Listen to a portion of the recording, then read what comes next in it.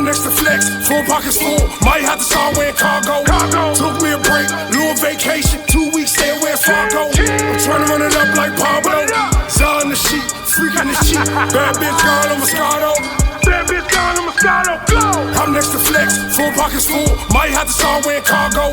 Took me a break, little vacation. 2 weeks stay away Fargo. I'm trying to run it up like Pablo. Bzell in the sheet, freaking the sheet. Bad bitch gone on Moscato.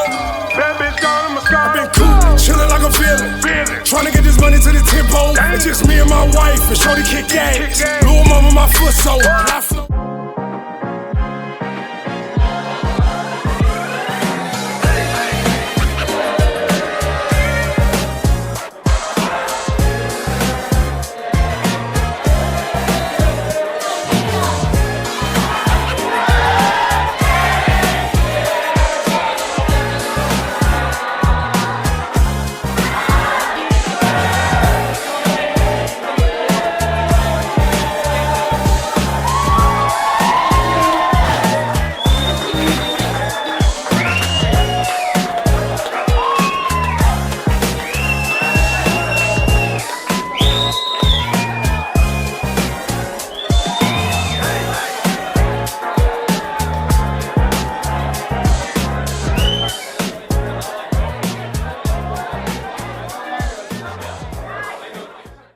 Welcome to the Next2Flex podcast, up close and personal. And I got my co-host with me again, Boonefromthetable. What's good, my guy? You been? Cool. All right, man. And we got a special guest today. We got a special guest, JayBaby. Hey, y'all. How you doing, JayBaby? I'm good, King. How are you? Man, I'm all right. I'm glad that you made it down here. Me too. Me too. Man, long time coming. We had to go through a couple things here and there to get it right, but we got it right? Yeah, King, we did. Okay. What's up, Boom? I'm just listening to the King word, right? If I ever dated a female that called me King, What? I've never heard that shit. But I don't know, I've heard it. What they call you? King. What your woman call you? It's all kinds of shit. What she get? Food. Wanna know what I got called today? What? So about your intro. Oh man, hold on. We're gonna do our little toast work. All right, boo. I don't know the words, but you know what I mean. Cheers with water. Yep. Make it happen. Take flight. No. I'm guessing. Whose idea was it to do the tap and then boom? Whose idea was that? I feel like that's a DMV thing. You think Every so? time I went to a house party, if anybody was taking shots and you didn't tap the table, it was bad luck. It was a problem. Yes, it was like if you didn't tap the table, you was gonna have car troubles going home. Somebody was gonna be blowing up your phone. You was gonna forget something at somebody's house. Like you supposed to tap the table before you drink it. Yeah. You know, I learned about our black friends. Well, at least mine. They ain't shit. They always got some superstitions about something. No, not even that. Like I think like this, right? My white friends, if I get drunk at their house, I stay at their house. Right? Black friends, they can get your ass home. Right. It'd be like 2:00. They'd be like, all right, dog. Yeah, that's true. You can't even stay on the floor. Like, give me a blanket or something. Then they got to explain to their girl the next day why Boone's still here. Man. No, go home, bro. Man, I had a situation one time, man. My family came into town. We was in Atlanta, and all of us went to 112. My partner couldn't get in, right? So I was like, shit, I'm going to stay outside with you. So we smoked. And then I was like, man, you know what? I told my sisters them they go ahead and stay up there. And he was like, man, yeah, let's leave. So we was sitting in the parking lot for a while. And we left. We was fucked up. We was drinking too. Man, we woke up in Jonesboro at some girl house, man. And I was like, man, why we over her house? He said, man, we just gonna go over here for a little bit. I was like, I was messed up, man. Man, we went in there. For some reason, she kicked us out. I don't know what happened. She didn't let y'all stay. Nothing. See, I don't know. So we went and we sat in the parking lot and I fell asleep, man. I woke up in the morning, the birds were chirping and shit. I was like, damn, I got to get home, right? Yeah. Man, I went down to the house. I tried to sneak in the house, close the door, man. As soon as I closed the door, she said, where the fuck you been? Oh my God, man. Oh my God. I said, listen, like that sometimes. I told her, I said, I'm going to tell you what happened, Mhm. but it's not gonna sound like it's the truth. Sometimes we'll let you stay. It depends on the situation, you know. I If you fell live asleep. with somebody, like you fell- can't always stay. well, if it's late, you gotta go. Well, no, I wasn't living with her. It was our spot together. But my thing is, I couldn't. When I came home, She wasn't about to wake up and open that door for you. I know I came on the house, but the problem was, my explanation is that we fell asleep in the car. Him and I, he was sleeping. Right? And I was Y'all had the thought of getting up, but never did. It was the fact that the truth was so unbelievable. It was unbelievable, and she won't believe it. And she knew him because she went to school with him. So she was like, "He's a whore." And you was out there, y'all was doing this, that. I always think the worst, but we literally fell asleep in the car. We didn't trust the fact it was so late. Y'all was coming back, and it wasn't late. It was early. It was birds were chirping. Yeah, I think that was early her next past day. traumas, and she put that on you. That's what I think. Well, the thing is, and this is true because she probably be watching. A week before, we went to Alabama. Him and a couple guys were in 3 trucks doing the music thing, and Alabama's an hour behind. So I didn't plan to go. It was like they was like, let's go to Alabama. We're gonna do a show over there. I was like, shit, okay. So you're an hour behind. So we going over there at 8 o'clock. We getting there about 9 o'clock. Get back at 8. It is back. It's already past that time here, right? And then I'm living in Georgia, so at the time, man, we didn't get out the club till like 3 in the morning. Coming back from Alabama, then going back home, and I didn't call, right?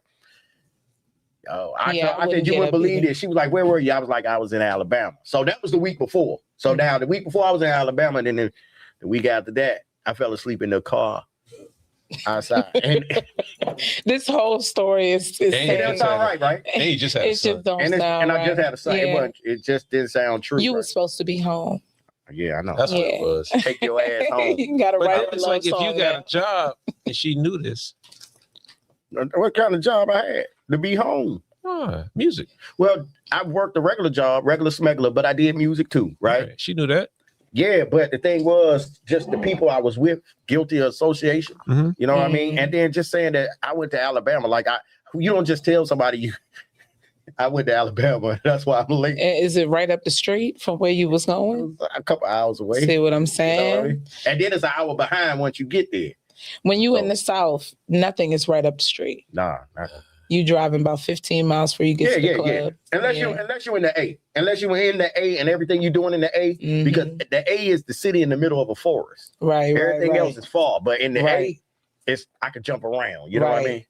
Club hopping is what they call it up here in DC. Club hopping. If you can go from one club to the next club to the next club, we good. We can all get home together at the same time safely, and nobody got to lock us out the door. Yeah. We don't got to come up with an excuse that's 4 o'clock in the morning. Well, I did ever since, because I used to promote clubs and stuff, and then I feel that though, because it gets late out there. Yeah, and when you're promoting, going home and to Gaithersburg, and I was like, man, shit, having to leave the club in DC at 3. We always go somewhere far out. I mean, being in the DMV, we always end up branching out and going to clubs somewhere, promote somewhere further out than where we are. I mean, it's just normal for us to do that, because promoting it here, I feel like the same spaces still exist, maybe like 15, 20 years. They already have things established, but when you go further out, then you can find other connections and network there. But you better have a good car, and it better be running good. You're right. Well, let me ask you, what's the wildest story you done told somebody and it was the truth, but it just didn't sound right? Oh man. So you were talking about Atlanta. So like one time we went down there for a friend's birthday trip, and we went to the nightclub. Everything was cool. But then afterwards, like in the nightclub, everybody was smoking. I guess they allowed you to smoke in the club. But when you went outside the club, it was a problem. Oh, yeah. But like inside the club, it was cool, right? Everybody was in there blazing. So whether you was smoking or not smoking, you smelled like smoke when you leaving. So we in a white rental car, a Ford. With I think it might have had tinted windows, I don't know, but we was all driving back and got pulled over by the police in Atlanta. Now, Officer Johnson, I don't know where he at, but hey, Officer Johnson. Oh, she remember his name. I remember you. Put that camera back on her. And the way that you put me through stress, I didn't have nothing on me, but you pulled us over, and it was 5 of us in the car, and somebody was drunk. Was it all women? It was it was 2 girls and 2 guys. Oh, okay. And we was all straight. The guy driving, none of us was smoking. Everybody was straight. But the way that it was just one officer. And then next thing you know, an Asian officer come up, a white officer come up. It's like they all came out like the roaches. Like roaches when the light when come you on. turn the lights on. Exactly. And we didn't even, we didn't do nothing wrong. We driving on the highway, but it was this homeless lady. I guess what they call it, Crofton or Crofton. Let me see. Crofton is up here. It's this city on the east side. They said to stay away from that side. But when you leave the club, you had to go through that side because they was doing some construction. Clayton County? Clayton County, maybe it's that. Clayton County. I don't know. We hit the corner and it was a whole strip club, crackhead corner, maybe. You know what I'm saying? Where was this at? Down in Atlanta. What's the side? P Street on that side? Or What you interested for? You don't want to. It used to be a frequent of Atlanta. You do that on the record. No name streets. What are you looking for? But yeah, man. I mean, it was crazy the way and then we lost the wallet. So this is the crazy part. We had the wallet. We gave him the ID. Right? He seen we was from out of state. Mm-hmm. He's like, oh, okay, you guys are good, but we need to search the car. I'm like, search the car. Permission for that though. But that's how they do it. But look, we from out of town. We don't know. Uh-huh. We are under the impression that y'all are doing something in this car. We need to search this car. So we had to hop out the car, bro. They found the gun. They didn't find nothing in the car, but the way he searched the car was like... You pulled everything out, didn't you? You talking about heart pounding, like... Oh, yeah. So when you tell his story, it's like a movie, right? Yeah. All I know is it was ghost town with nobody outside. Mm-hmm. When we left the club, everybody was there. Hey, it was a reggae club too, so they was getting that dirty white, my girl, dirty white, And the next thing you know, it was like we hit the corner, booked the left, booked the right, getting off the exit. Next thing you know, he woo woo woo. But it wasn't just the lights though; it was the whole light in the window, like roll all the windows down, put your arms out. Oh, yeah. Yo, has that ever happened to you before in the South? Yeah, of course. Atlanta? Is that normal? Yes. Yeah. Wow. That's me here. That was me the other day. Man, when I tell a story, nobody believes me because, when you walk away from a situation like that, and I've been to Black Lives Matter protests, I've seen Philando Castillo and what happens to him in the car. Like many people, when they're in the car, your heart's already pounding because somebody could be driving reckless and, take you a body. You know what I'm saying? But when it's the police and you out of it's kind of like, whoa, it's unbelievable. Like sometime it happened, sometime it don't. That might have happened. I was, ooh, baby. I'm gonna tell you this one time, and this is gonna be real short because we're gonna get into you, right? Yeah. I got a lot of run-ins with the police with this in Georgia, right? I got locked up one time. They said I had a suspended license. Found out they said I didn't have a CDL, and I said I never had a CDL. They locked me up for some crazy stuff, but I got out, right? And that's crazy. I got my bond paid, and when I got my bond paid in Clayton County, I forgot my man. Well, I remember my man was supposed to get me, or my mom's had my aunts coming to get me, and they didn't come get me. I said, man, I'll walk. I got up out of there. I walked up the medium, and my man met me. But I'm gonna tell you this one time. It was our November. My man Free Chino, he be out soon. We was having a party. We always had our birthdays parties together in November. I remember leaving the Waffle House. I was drinking. I had a cup in my hand drinking. I had a cup. Now I saw Foster. I was in the military. He was in the military with me. So I knew we was cool. He's like, Zelda, what you got in that cup? I said, Foster, I remember this story. I said, nothing. Not pulled it up, finished, right? Went on in the Waffle House, walked out the Waffle House, right? He was a coward. He put Elijah on me. Elijah followed me. And I was going to my grandmother's house, right? We were south of Atlanta. I was just going over her house and holler at her before I left. Yeah, quick little up the street. You know what I mean? But everybody saw me leave. Man, he made me, I got like maybe less than probably 800 feet from my grandmother's house. The lights hit me. They put me on the hill, but this the kicker. They had me around the car. After a while, they had me doing different sobriety things. I said, listen, man, I ain't gonna keep doing this. Like, either you gonna lock me up. By now, you got what you need. So they was like, no, we gonna have to lock you up. Let me tell you, my grandmother came up there in a gown. They took me to the small jail in Georgia. This is the truth.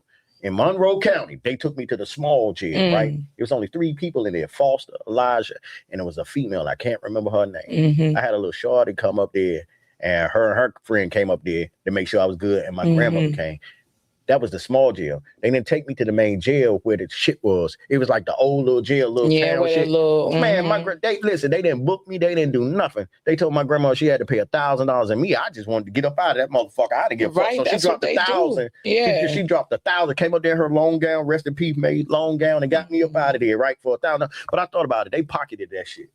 They took me to that shit and pocketed that shit. Yeah, they make money off of your mistakes. That's something that I learned. What you don't know. Emancipation is real. Oh, yeah. And that's why I call you a king. Even if I don't remember your first name, I address every man, especially if you have salt and pepper in your beard. You are a king. Yeah, I keep Black it right king, there. absolutely. King. Yeah, melanated king, black king, brown kings, all kings. Peace and love to all kings that exist. Because honestly, you've been a target since the day your mother found out she was pregnant with you. And she worried every time you left the house, every time you wasn't there. So I have a black son.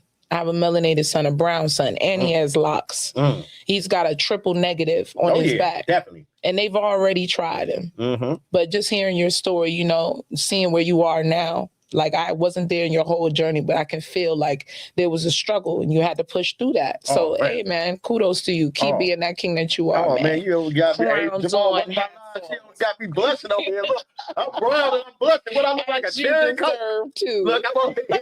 Listen, my head is swollen a little bit. Hey, wait a minute. Let me sit up in my chair. I feel like look at him. Chipper and whatnot. Yes. With the Superman. And you mentioned your grandmama. I lost my grandma this year. Her name was Faith. Faith. And we lost her in April. We buried her, and I sang at her funeral, and it was tough. It was really tough. 91 years old. I got through the song. I sang at her husband's funeral as well. And that's your granddaddy. He was my granddaddy. He was Pop. He was Pop to everybody.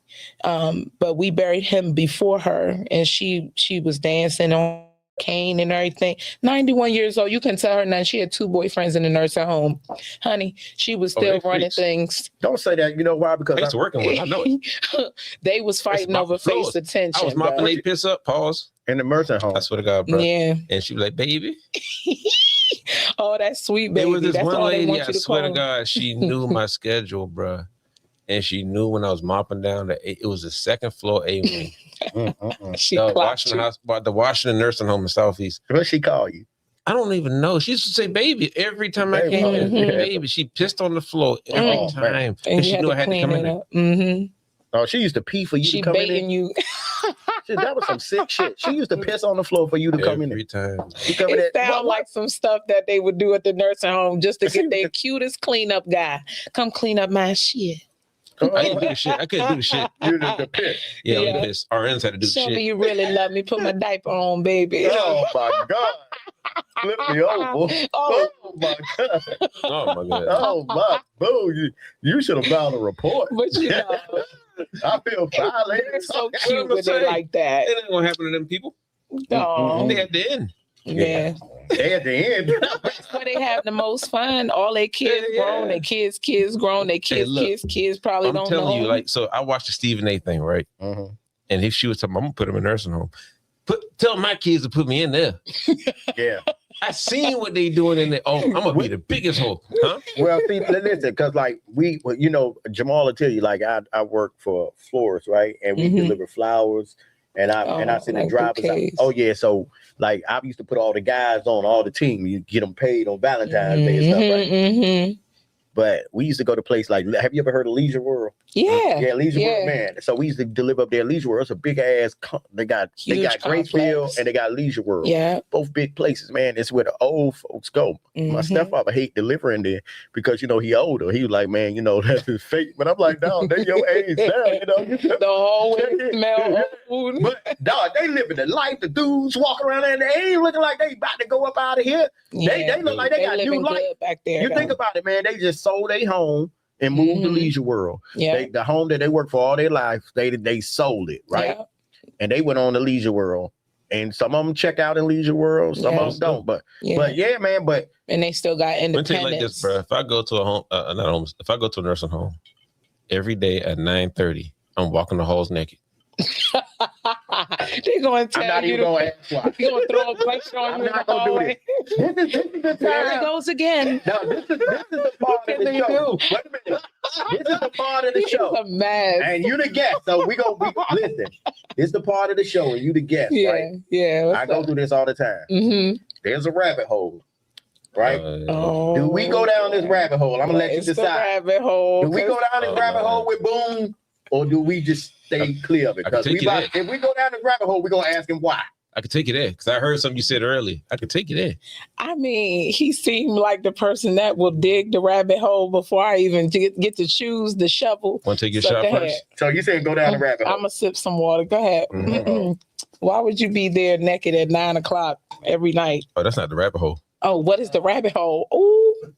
Mm-hmm. Here we go. So remember earlier you said what you put in the atmosphere, you gain back, correct? Yeah, definitely. So you say what is above, which is below. Mm-hmm. You think we really went to space? I really don't know, to be honest. But what I do know is space is like probably layers and layers and layers above where we can actually go without the proper equipment or the proper machinery. I know that they definitely have satellites out there, but I don't know if we actually went to the moon or So not. how is a satellite in space if it's in orbit? That's a good question. Yeah. We've never been to space. I don't think that we've ever really had anything outside of like the furthest in the atmosphere that we can go. And then So we that get means those that you believe angles in the and measure firmament. those angles So that means you believe in the firmament.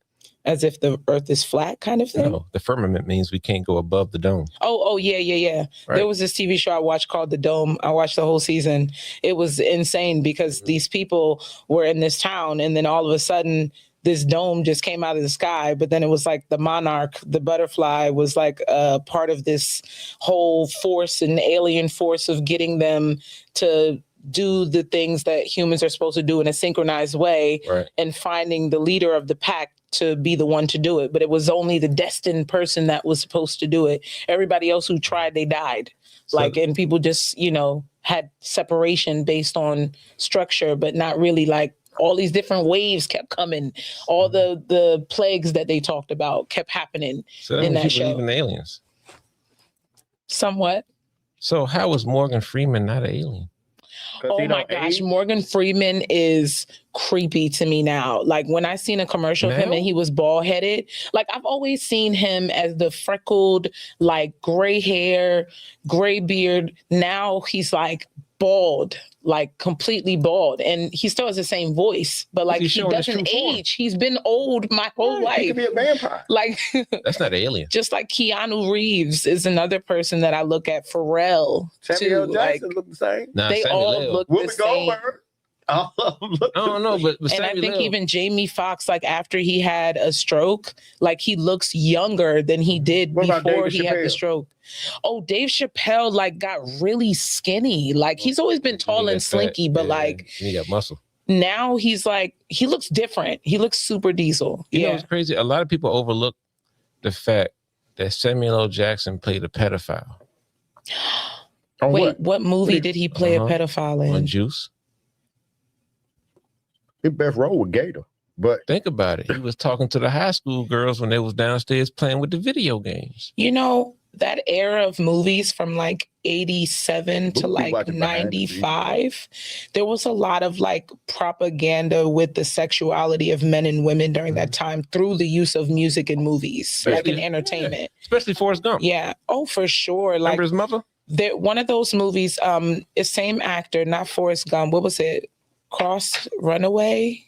It was like That sounds like a white movie. it was Bruce, what's his face? And he was in the movie on the island trapped by himself with the soccer ball. And that was like the only That was Wilson. Wilson. Castaway. Castaway. Yeah. Wilson. Did he not was that He not the fucked the same ball. actor Oh, my as God. Forrest Gump? He did. He had sex with Yeah. that ball. Right. He did some really weird things, but like they tried to depict during that time that was the mentality of like all human beings. But I don't think that's true. I think some of that is like fabricated. I think the realest movie that's ever been created was The Truman Story. Oh gosh, I love that concept of that movie. It's not a concept. No. Honestly, I say concept because like I listened to a podcast about it. I didn't actually sit and watch the whole movie, but like seeing things that are there but not there, like we all see it. It's like the Matrix. It's constantly running. It's constantly going. The numbers are constantly rolling, except there's a time where it pauses, and that's the only time you can see the glitch in that matrix. But only some can see it. Like some can't see it at that time. Some just keep going with it. So you've never seen the movie, right?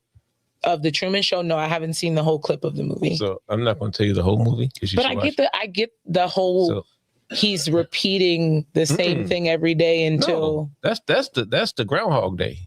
Oh, okay. The Truman story was about, picture this table, right? Okay. And I build a city on this table. You can go everywhere on this table, anywhere. You just can't leave the table. So his whole life evolved on this table. Right. Every time he tried to leave the table, something happened. Right. And he couldn't leave. Meaning if he tried to take a vacation to somewhere, he tried to book a flight, then all of a sudden all the flights got canceled. Now he can't go nowhere. Yeah. Right. But sometimes I feel like I'm in that because I'll call it out and I call them synchronicities. But like there's things that happen to me in a certain particular type of way. And when I try to explain it to the people around me, they're like, what are you talking about? That makes no sense. But to me, it makes all the sense in the world because it had to happen to me. It didn't have to happen to anyone else. They can't see it, but I can see it though. Wait a minute. Let me say something. Put this camera on me. He's lost. No, I'm not lost. You said rabbit hole. We're in it now. Are you digging us out? JayBaby, the only person that went down that rabbit hole with Boom. Am I really? Listen, that's in that rabbit hole with Boom. And look, they just like down there playing video games and shit. Playing video games. What in the hell is going on right now? I like people that think outside of the Matrix. Like you start talking about Hitler. Talk about that. Wait a minute. We're going to get into a conversation. It's an experience. Let me throw this ladder down this rabbit hole because I already done climbed up out of that motherfucker. But they down there playing video games and everything. Like, yeah, man, I feel that way too. I'm like, wait, what the fuck did I do? Come back to us. What did I do? Okay, I'll bring us back. I'll bring us back. Come back. You gonna bring us back? I'll bring us back. Oh my God. Now we in more trouble. Now we going deeper. Full throttle. Let's bring us back. Okay. Here we go. You said some of your influencers were Mary J, Jill Scott. If you can put Jill Scott and Mary J on your album, which one would you have picked? You can only pick one. And why? And the other one gonna hate you forever. Oh, that's not right. I feel like Jill Scott tops everybody at this point. The reason why is because all my life I've listened to her. Like, and every time she makes the name of an album, I end up making a song of that album, like the same name, but I didn't realize she did it first. So there's like this weird connection that I have with her outside of being like physically around her, that like her movements are in sync with mine, but I'm not consciously digging for that similarity, if that makes sense. So I would definitely choose Jill all day, every day. Like, but Mary J in her own right. Like I would absolutely like the Mary J. Mary J would be backup dancing. But like she'd bring all the dancers and she'd do the wardrobe because she can dress her ass off. That's the reason why I think you picked a good choice. In order for Mary J to do it right, she has to be depressed.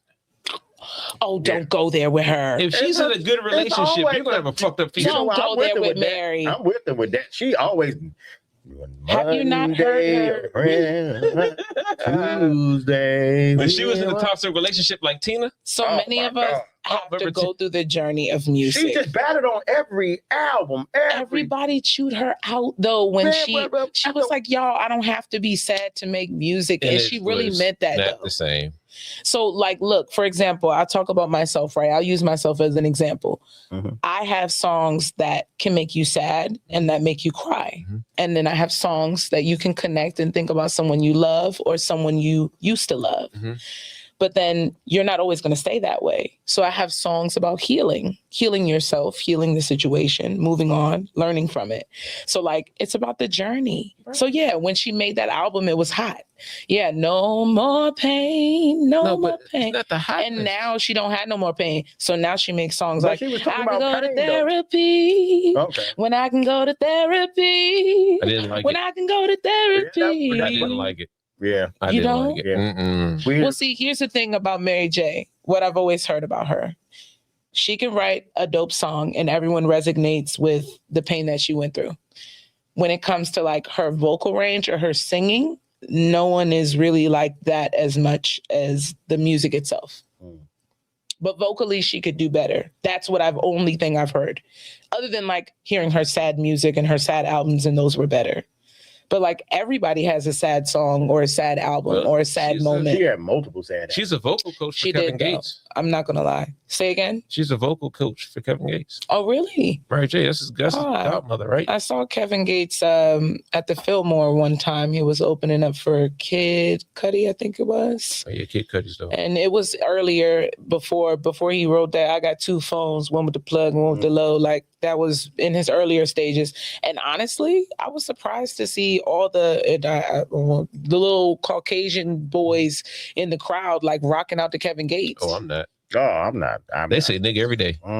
Like they were going in, and right. I was surprised. I was there to see Kid Cudi. But you know, who's this Kevin Gates guy? Sometimes it's always the person who's opening for the artist that you tend to like, you know, dive deeper in and see like, oh, I like that music. You know what I mean? So yeah, I liked him, but I also couldn't vibe with some of the stuff that was coming out controversially about him. All right, so like say cousins sleeping with your cousins and stuff. Stuff like that. So say like you had a headline show, right? And you're getting paid for this show. And you're dating your significant other and he's an artist too. And you tell in your contract that your artist that he has to perform before you, right? And he goes on stage and bombs like Trina's boyfriend. What do you say in the car? We killed that. Oh, like, what do you mean? That's my man. I'm gonna stand by. You used the term bombed, right? You used the term bombed. No, he bombed. Did you watch the clip? I didn't hear when you said bombed. I thought, so for me, when you say that's the bomb, like the bomb is a good thing. But when you say he bombed, you mean like he went up there and like messed it up. He choked. No, I did not see the clip. So I did not see the clip. You're a great artist. Picture everybody in that knows your song. Everybody's gonna turn up to you, right? Right. In your contract, it states that your boyfriend or your significant other has to open up before you because you're trying to get him noticed. Oh. But when he goes on stage, it flops. Then I have to go harder. Then that's. What do you tell him in the car? Yeah, go to rehearsal, go to mic check, go to sound check. Get there 2 hours early because you know you like to get messed up. Like, don't. No, he himself did great. The crowd was. They wasn't feeling him. Hell no. Oh, but that's how it be sometimes, man. Depending on where you at. I looked at it like LeBron and his son. You got Bronny. It's like, nigga, really. I don't know, man. When your kids decide to do something that's like modern, I don't know how much I agree with that. I wouldn't publicize my children like that if they were making such a broad choice. How many kids you got? I have 3. Boy, girls? 2 girls and a boy. My boy's my oldest. Oldest? Yep. How old is he? He's 13. 13. Yeah, he'll be 14 this year. He's definitely a young king, emperor in the making. He's just learned how to take out the trash. Yeah. That's a good thing. And feed the cat, wash the dishes, you know, simple stuff. But cutting the grass is the next step. And then we'll be driving next, you know. But he did take a financial literacy class. So he's definitely learning how to balance finances and like credits and doing that stuff early. Absolutely. I got a crazy question for you, right? What's up? Everything you're teaching them, everything you're raising him to be, and everything he wants to be, right? Say he gets into his 20s and he says, you know what? Fuck all of this. I'm about to be a porn star. Absolutely not. No, but nothing you can do about it. Yeah, absolutely not. But he's making millions. I highly doubt, with the amount of influence that I have over my tribe, that any of my children will want to do anything sexual at all. I just think that same thing till I had a daughter that's. Maybe they'll get right? Yeah, I mean, I'm listening. But she stole my car. They'll grow up and do things, right? But it's like if the influence starts with you. So I feel like if I am a better reflection of my better self as I'm raising him, hopefully he will choose a good job and not one that's going to put him through hell and high water. You can do about that. Yeah, but all I can do is pray and use my discernment and teach him as I go. I mean, there is something I can do about it, which is prevent it from happening. You could try. I'm a preventative parent. So he comes up and says, hey, Mom, my new name is Tornado. Yeah. Which way you blowing, to the left or the right? You're going to blow up out of here, huh? But I will love him regardless of whatever job he chooses. I just know for sure, I never see. You wouldn't support that. I don't see them going that route. They just don't have that kind of. Like, this yours. Yeah. You gonna get that Maybach? If he paid for it with money that's clean, I believe money can be dirty. No. You got it? No, if he got it through something, wipe that thing off. Where's the alcohol wipes? But that's what I'm saying. Like, where? So like, it's kind of like this, right? As parents, where do we get to a point to where you're just like, that's their life? Because, I mean, the minute that you give birth to him, you cannot. You're saying I can't choose his destiny. I can't choose his path, but I can guide it for sure. 100%. I can guide it in the direction. To where they're like, you know what? Oh yeah, I can smell my shit. Yeah. You know what I'm saying? And then I've kept a lot of people around me who have kids that are older than mine so that I could learn the stuff that they dealt with and avoid every single one of them, brother. It ain't gonna work. Yeah. I mean, my thing is like, I'm going through that, right? My good child. Oh, that's fucked up. Your favorite? Your good child? No, the good one. Isaiah was the good one. How many of them is it? And it's a few. How many of them is good? But no, listen, the good one. Like, he was like the little gizmo. All of them be tearing up shit, little breaking shit. Was good. He would be sitting on the couch. No. He would be sitting on the couch. He would be sitting on the couch chilling right beside me or trying to learn the music. Yeah. But it seems like they all got their shit together, right? But he's still trying to find his way, right? And how old is he? 24. And it's like I'm just praying. You can do the best you can for him. You can try to show him the right way. You can do the best you can. At the end of the day, it's about the outside, because mom and daddy can do what they can for their children. Yeah, for sure. But it's another side to them. Either it's a better side or a worse side that out there in the world. You got to hope that you pray on them enough or you work on them that they don't go to a certain way, but it's outside influences like kids or whatever. Right. But if you take up that time, you got to try to stay occupied. You know what I mean? Yeah, definitely. Because like when they get out there, and that's the problem, he got out there, and now got a little experience, trying to pull him back. You know what I mean? Yeah. But you could, and I say that to parents, like, people always say, "Where did I go wrong?" No, it don't mean you went wrong because your child went left or went to the dark side or went to this side. It's their journey. Do the best you can to pull them back. You know what I mean? Do what you can to pull them back. I believe we're all children of God. We're all children of the Most High God. And so if I'm a child of my mother's child, of my mother's child, of my mother's child, if I'm the one that's supposed to break the cycle, then I have to look at what every mother before my mother did wrong so that I can make sure my children, when they become mothers, don't teach it to their children, the things that went wrong. All the layers of that. Same thing for the men, the boys. The men have been broken very young, because most young Black boys coming up get intimidation, get racism, get criticism, get being pushed to be tougher, stronger, and more knowledgeable, sometimes before their time. But as a mother, I can only hope that your path is better than your father's path was. Goddamn. But if your father's path could be fixed by his father's path, then it's a repeated cycle. So I like to pay attention to repetitious patterns and things that have happened over and over again in my lineage and break the cycle. It's very important to me to do that, because a foundation that's built on rocky, unsteady foundation, 5 years from now, you're going to be looking at a young man in your face. And if you didn't establish that now, then that young man won't have any foundation to stand on. It's all about, like you said, confidence. It's building confidence in them and teaching them to know who they are. Yeah. And being there. So are you saying that a single woman can raise a man? I don't think a woman should be single. I think a woman needs a tribe. If she's not going to have a divine partner, she needs a tribe. Somebody, right? Yeah, a group more than somebody, but somebody. And that's the thing. That's what I was saying to my lady. Like, if you love a person or love your son or love your daughter or whatever, you, just because you're their parent, sometimes you might not be the one that could reach them.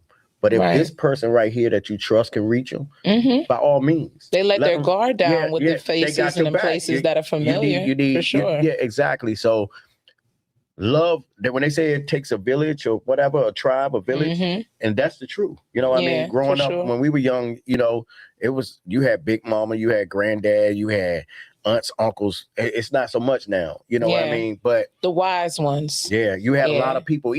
Even if you was on the street or the block, you would have an older head be like, come here, young buck. He sees something in you, like, don't go down that road. You know what I mean?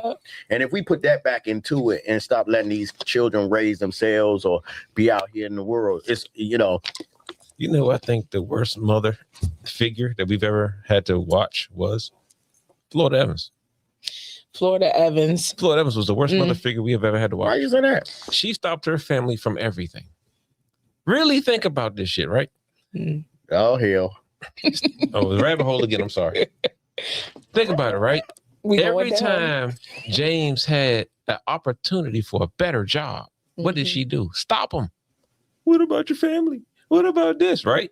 He could have went to Africa. No, he could have went to Alaska for 9 months and came back with a bag. What did she do? Stop him. Then he ended up picking up some low budget job in Mississippi, had a car crash and died. Right? Then she pushed her sons into all of this shit that they never wanted to do. But then she sold out her daughter to a football player that he ends up getting another contract with the Raiders, moves up into a skyline, and then brings the mother with them. Did she move up? No. What did they do? Florida Evan was a good mama, man. She was a pimp. Sometimes you got to keep your foot down. She was a pimp. She got rid of Black Jesus. Black Jesus, he gave miracles. He got rid of her. Because she wanted her white Jesus. They had the white Jesus. They had the black Jesus up there on the wall. What the Bible say? Relevant. Hair of wool, eyes of fire, skin of bronze. All I know is women have to domesticate men. Sometimes a mother has to domesticate her household. Oh no, that's emotion. In other words, if the struggle exists too long and she did not do all the work that needed to be done to fix it, then she gonna keep telling the man to stay in the house because she can't fix what's in the house. So is that not her own emotions? I think it is. And that is a problem, right? Because we talking about a TV show. We're not talking about real life. But in reality, no, when you Good Times was the realest show in real time we've ever watched, because Section 8 literally states, in order for you to be on it, the man cannot be in the house. Yeah, that's by design. Did that to break the family's they did home. that. So that very intentional. And that did that because now women, so I talk about this now. This one could get me in a lot of slack, but I don't care. So in the country, you can get a house for $1, $2 a month, or whatever. I'm just throwing it out there, right? As long as the man got to get the shoes up out the house, he can't have that in the house, right? None of that, right? It's sent to the black woman, right? Because now it's like, I can do better without you. I can do better without you being here. So the minute they have a little altercation, back in the day, not saying it was right, but a man could jump on her, a man could do all these kind of things, but they fought for their family, right? Cheat, whatever. That's true. And now, but then once this came, it was division, intentional division. Whereas that now that I can do better without you. If I have you're not in my home, I can get a house for $10 a month. I can get this for this. I can get this for this. So I don't need you. So now it's less patience. It's less whatever. Does it make it right with the man? No, the man need to be on his shit anyway. You feel what I'm saying? But then it makes the man easy because then the man go find somebody that's on that type of shit and he back and forth with them, chilling and this, that, and the other. Instead of him getting out there, getting his own or trying to build with her. You feel what I'm saying? Yeah. It's always most likely hers. And then they take the stuff off the TV, the family shows off the TV, and they put these hood rat shits on the TV all the time. Yeah, and now we ain't sitting around watching that. Our kids are sitting down there watching it. We're not watching together. We up and in our room. Then they take the dinner table away. The kids are eating in their rooms and stuff like that. Black families are built on togetherness. We used to sit down together. We used to sit at the table together. We used to talk about our days. We don't do that no more. You seen what Walona did, right? Who? Walona. You seen what she did? Oh, well, you still stuck on good. Oh, Winona. What happened? What happened to her? Huh? I don't remember which episode you talking about. But why did she have Penny? She got tired of watching James Evans in Florida pay nothing while she paid full amount. So what did she do? Penny. She got Penny. She adopted her. She adopted her. So she didn't catch her. But listen, let me stop this, man. Listen, we're going to bring this back full circle, right? No, you know the real reason why we fucked up though, for real? We don't have no more love intro songs. No, listen, yeah, we don't. We could talk about that. We're gonna get into that when we get into the music. But listen, you said love intro songs. Good Family Matters. This is what I'm gonna say. What I want to ask you. Okay, you are an artist, right? You are a mother. Mm-hmm. How do you balance your music with your children and your family? My children are actually the first people that get to hear my music before everybody else does. Okay. I play my music in the car instead of listening to the radio. So although I love all the radio stations because they play all the music that I like, I control what they listen to. So when they hear my music for the first time, I'm like, what y'all think? I get their opinion first. And sometimes they'll tell me, bring this up, change that, make this, put this there, and then you got a complete song. You got producers in the car. I mean, yeah. Producers in the making. My daughter has actually picked up the piano. So like throughout my journey, I started investing in buying different instruments. I didn't know which one I wanted to play. I just got a violin. Then I got a set of drums. Then I got a djembe drum. Then another drum. Then I got some cowbells and some blocks. And then I got a keyboard and a guitar, acoustic guitar and electric guitar, bass guitar. I got the whole daggone band. But I was like, who gonna play them? Yeah, Jackson 5. Yeah. Bring the belt out. Oh, No. See, we went to go see the Michael Jackson movie and we took my kids because they love Michael Jackson. But the only reason why they know Michael Jackson is because I allowed them to know Michael Jackson. Okay. So I played music from Michael Jackson, but like we only listened to the softer songs. Oh, no. Well, let's Michael Jackson was the greatest father ever. No, he was not. He was. He made them so much money because he knew how to like run the business, but he was very verbally abusive. My whole life. No, that's not. Yeah, he was. Then that was stern. So nowadays, everyone throws around the word narcissism, right? But he was the epitome of a narcissist. Wow. Well, he wanted to control his children before they could even develop their own personalities. But that's what I would do. I mean, in order to build the structure of his band, that's what he had to do. But at the same time, he didn't, like, he asked me about balance. How do I balance that out? Mm-hmm. He didn't do that very well. He was so aggressive. Well, I think this, I'm going to say this with Joe and the music thing, because we all have musical backgrounds. Yeah. Right? It's for perfection, right? Mm-hmm. And it's a thin line. Mm-hmm. And he knew they had to be twice as good as the Beatles. Right. Yeah, because they're little brown boys. So he had to push them. Right. He drilled it in it. He instilled, and maybe he went too far sometimes. You feel what I'm saying? Yeah. Maybe. You know, I wasn't in Joe's house. But what I'm saying is, but if you look at it, and they all had problems. No, I think the story's fabricated, all bro. Grew up with some issues developmentally. The story's fabricated. You're talking through a kid's eyes. Kids see a monster when they see a belt. Yeah. Dog, if you really had them real same conversations with physical Joe, I promise you it wasn't that. I promise you he did not take the belt off every single time. I would like to hear I think he did, not but every time. Come on now. That was the one part of the movie that my kids didn't like. They walked away with a bad concept about his, Michael Jackson's dad. Right, but that's like he's so jealous of him. That's what Hollywood is saying. That's not the truth. Right. The perception that they pushed in the movie was that his father, was very jealous and envious of his position. Now, but here go the thing. But that was more so his brother, though, to be honest. I could see the brother who produced the movie. That part was low-key jealous. But I could see this. I could see, and this is to look at it at another lens.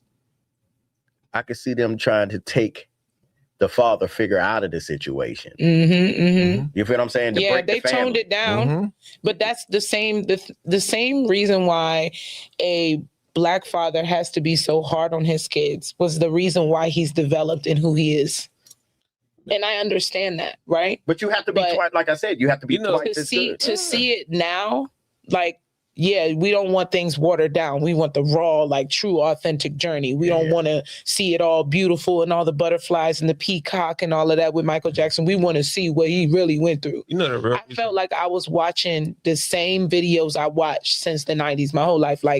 The same way that they shared it in the movie, it looked the same exact way that I've already seen. So it was almost like nostalgic. Yeah. You already. But Michael Jackson was like a visual genius. Like, do you understand? He wasn't better than Prince. We're talking about rabbit holes. He wasn't better than Prince. Prince was definitely a lot deeper than he was into it, but the messages that Michael put, not just in his lyricism, but in his music videos, like I would say that wasn't even Mike. I would say this. I would say this. Him. Wait a minute. Wait a minute. I would say this. But I'm talking about the original Michael Jackson that did it. No, wait a minute. Wait a minute. Let's clear this up now because I'm a Prince fan, right? My aunt diehard Prince. You know, I got a symbol somewhere around here. It's in the studio. It's in the studio, right? Purple Rain, I had my grandma, first time they played secular music in the church, but she went out on Purple Rain. Yeah. That was her casket was purple. I got her a purple casket and they played Purple Rain for her to go out that church. Yes, did that for my grandmother. Wow. But let me tell you this. Will I go to hell later? I don't know. No, but you won't. You won't. Let me say this. But check this out. I will say this. I think Prince was a better musician. Yeah, absolutely. Michael Jackson was a better entertainer. 100%. Yes, he was. There you go. No. I can't go there. And it's not about. I can't say that. And I can't. No. Prince was a. You ever see Prince with a guitar? No. I don't care about that. Michael Jackson. It's a different thing. It was different. It was different. Michael Jackson had people passing out and fainting from walking in the room. Prince had that too, though. But not like Mike. Yes, not like Mike. Yes, that nigga fucked your grandma, your mother, your sister in the same. Listen, with a blouse on, bro. It was. Listen, if you had the ticket of Prince in town, Mike in town, and I love Prince. No, it's different. It's a different. Michael Jackson pulled more of a crowd and like this fandom, this idol, like this ambiance. Do you believe in the machine? Yeah. So that's exactly what that was, because once Prince broke the code with Slave. But Mike broke the code. Mike was trying to get his own stuff. And when he broke the code, what happened? He died in this. What drug user overdoses? Come on, dog. But that's like everybody. At the same time, though, he's everybody you can name. With a doctor that I'm paying millions for. You can go down. Okay. I just want to point out that they both died in their 50s, though. They died because it was about this. One was about to buy Sony. That means Go ahead and say he would have owned the Elvis, and then the other one wouldn't sell his masters because he knew if he sold. Mike already knew he was already going against the whole thing, Illuminati thing. But we're not gonna get into that because that's we're not gonna get into it. But I can definitely get into that stuff. Yeah, I'd love to have that conversation. The real reason why Michael went crazy was this, right? Why you say he went crazy? That nigga went. I'm put like this. His family was weird as fuck. I don't think Mike went crazy. No, he had to. Think, all right, if I had a family, right? Mike had all and my brother got married to a female, had 2 kids by this woman, divorced this woman. Then my other brother shows up with this same woman to my house with 2 other kids that I didn't even know he had. Nigga, fuck y'all. I'm playing with monkeys. No, he had the monkey before that. They're weird. I'm playing with giraffes.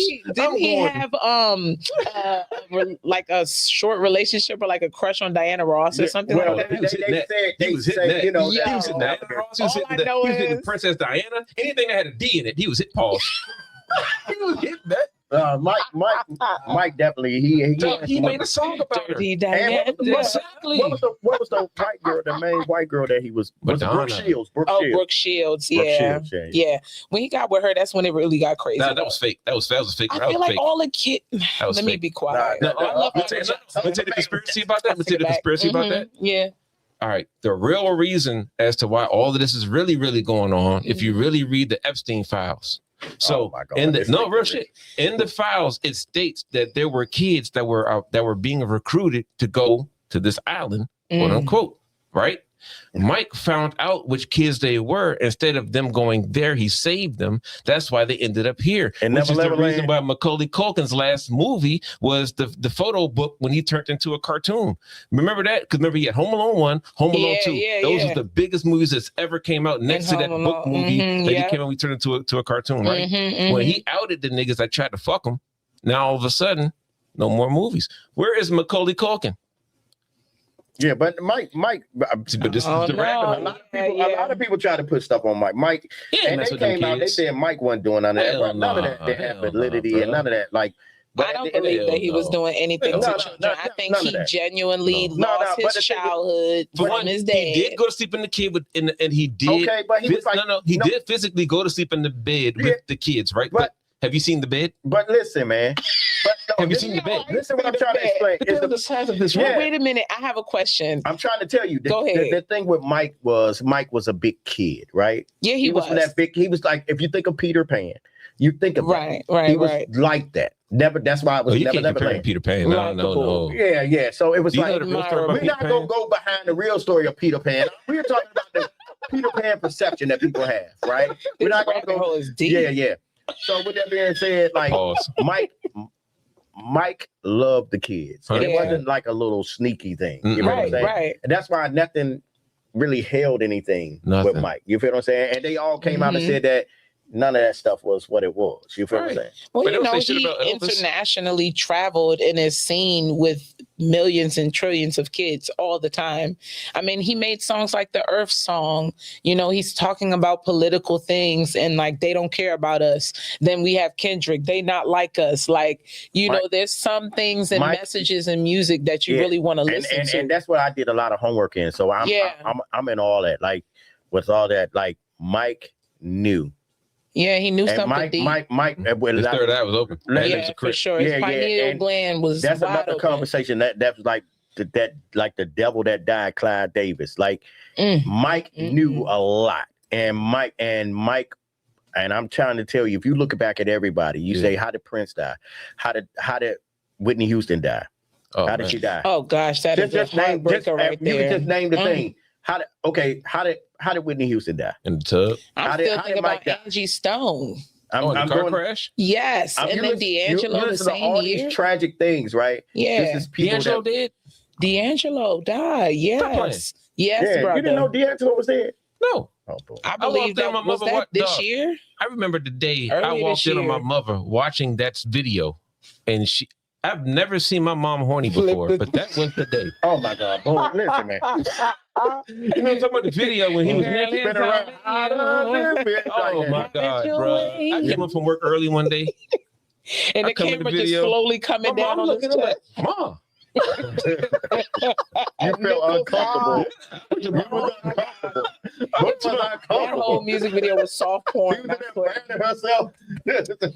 I watched D'Angelo as a young girl, so seeing that music video, it was scary. It was like I'm looking back, like is somebody coming in the room? Like I want to hurry up and watch this thing.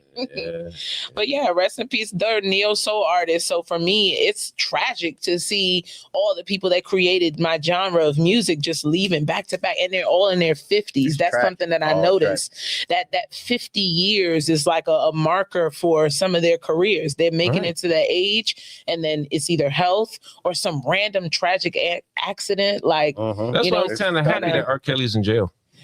It's preserving him. R. Kelly being in jail to me is like keeping him dormant. Yeah. That part. Whenever he gets out of there. Oh, he's gonna be the biggest artist ever. You know how much money this nigga's gonna make?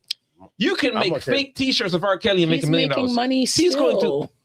They tried to cancel him, but he's still making money. Listen, and I can't even get in this because my lady and I stand on different sides of the fence with R. Kelly. But R. Kelly, I'm gonna tell you this. Let's take his personal out of it, right? The music, because this is the problem. People always I know how to separate the person from the music. If I like this, you know what I mean? Because there's a lot of people that you might work for some scumbags. You just don't know. You feel what I'm saying? So I'm just telling you, R. Kelly was a musical genius. I'm gonna say that he was a musical genius. He was. Listen, it's nobody close to him. Nobody close to him. I mean, this cat can make music, and he was a genius. You feel what I'm saying? But do you think the industry changed his perception of access to women? Because like all of these they did a reckoning on P. Diddy. They did a reckoning on Michael Jackson. They did a reckoning on R. Kelly. All of them were exponentially musically talented. This is why you can only get so high. That's what I'm saying. Because if you think about this, I'm gonna tell you this. I was listening to the song the other day, right? Keith Sweat was one of my favorite writers, right? Singers, right? He got a song. He said, "You might be young, but you're ready, ready to love." Right. You know what I mean? When you go back and listen to you listen to the music, what they was saying, he made a song. some of that She was stuff rub you the wrong. 16, only 16. She was 16 years old. Elvis' wife was 13. But you listen to that, right? You listen to that stuff, like, but back then it was more accepted though. But my the thing is, grandmother I was telling you about earlier, she was 13 when she had her first child. So like you talking about 1925, 1926, like that was normal for you to be sexually active when you was a kid. But I could slap my wife back then. This is a different set. And not get in trouble for this it. This is a segue. It's a weird segue, but we're gonna segue this because I got to get a piece of you, right? Because we're touching on your brain. We're touching on how you think. We're touching on. You went down the rabbit hole and you stayed down there a little too long, right? You liked it. It's kind of scary. You liked it down there in the rabbit hole. I was trying to get out of there and you liked it. But we're going to talk about this. We're going to talk about, first of all, where did you get the name JayBaby from? Oh, man, it's so funny. So Instagram was created in 2005 or 2006. I don't know. When I created my Instagram, the only thing that was available was JayBaby. I wanted JayBaby 1111, but then somebody already took the jump. The next big thing was 1213 is the closest thing because 12 and 13 come after 11. So angel numbers. Yeah, that was the right path. Okay. Ashe. Okay. Now, on your journey, when did you first fall in love with music? And say, hey, this is something I can do. Were you a songbird when you were young? Or? I was definitely a songbird when I was young. So I was in the choir in church. The church choir. Definitely church choir. People start out in the church choir. I mean, first of all, neo soul is like a blend of blues and gospel. So you're going to have a gospel in you somewhere along the lines. You was standing there in the choir, whether you was alto, soprano, tenor, bass, you was up there standing next to the piano, learning your notes. And if you was off key, somebody was, hey, fix that. So I started there, and that was where I'm in the backseat with my dad. I have a very vague memory, and he must have been going through something, but he had a CD. That CD only had one track because back in the day you could only download. What was that track? It was Jaguar Wright, and it was the What Ifs. Okay, now let me ask you something. She was a singer? Wait a minute. I see her on podcast. You didn't know that? It was Jaguar Wright. And it was the What Ifs. And that was the first time I heard do you know that voice. Song? Yes, I do. Okay, so this is what we about to do right now. Oh, Lord. We about to do this. I'm about to do this. Because Jaguar. No. We're going to give you one line. We're going to give you maybe two lines. Okay. To your heart desire, right? We're going to just give us something. With Jaguar, right? Give that. See, I got all the right questions, and you got all the wrong answers, and I got all of the sadness. You end up with all the laughter. I play by the rules and I treat you right, but you get the last laugh of every fight. Tell me, baby, do that sound right? Sound right? Sound right? I can't blame it on love, no. It's common sense that plays this part. I can't blame it on you, no. 'Cause you don't rule my heart. Can't blame it on her, yeah. She can't be that smart. Messing with you, she gonna get a broken heart. So what if? If she were bald with a fade, I think it was her. Oh my God. Hey, look, don't stop. Let's kill this podcast. So that was the song that would play, and I sat in the back seat, and she hit that. And I just, I don't know, it was that part. So is gospel music not just slave music remade? Oh man, gospel music is a part of my journey that I had to study. Like you're going to school, you're taking the papers with you in the folder type of thing. So the physical genre, isn't it like slave music remade? Like a remix? Some songs, it depends. Some hymns. Like Way in the Water shit. Hymns were you have Negro spiritual, and then you have hymns that were in the book itself that were written from a stem of a verse of a Bible. When you be in the Baptist church and they got the hymns in it with all the songs. And then like God in 3 persons, blessed Trinity. Yeah, that's a hymn. Yeah. Mm-hmm. You ever Verses been to a like, Catholic we church? shall overcome. That's an ego spiritual song. Well, you know that one, I don't feel no ways tired. I come too far from where I started from. I sang that song recently. Can you sing that for me one time? Listen, I just want, if you can sing any of, you know why? Because that song is the oldest song I remember, because that was the song my grandma used to sing in church. And we put it in the first CD that we did. Shout out Lyrical Weapons back in the day. We did the first CD. We put that on there. My man Chino sung that little. But can you sing that first little part? Okay. So I don't feel no waste time. I've come too far from where I started from. Nobody told me the road would be easy. Why? And I don't believe he's brought me this far to leave me. You're gonna cry in the car. Man, that right there. That song brings back many memories. That was that was one of the first songs that we had to learn how to sing in choir rehearsal as a kid. And there's another song, Woke Me Up This Morning. Okay, I got started me on my way. You got me tapping. That's Kurt Franklin, right? On my table. No. Joy to my day. I'm glad your love has never changed. I need to put my cup down while you singing this. And wonderful, and wonderful, wonderful is your name. We used to have a whole little. She even clapped like Morgan Freeman off Glory. You know what? When I'm clapping, that church clap. Antichrist sitting over there. If you couldn't clap in synchronization, you just sit down, wait, just watch us real quick, and then come back.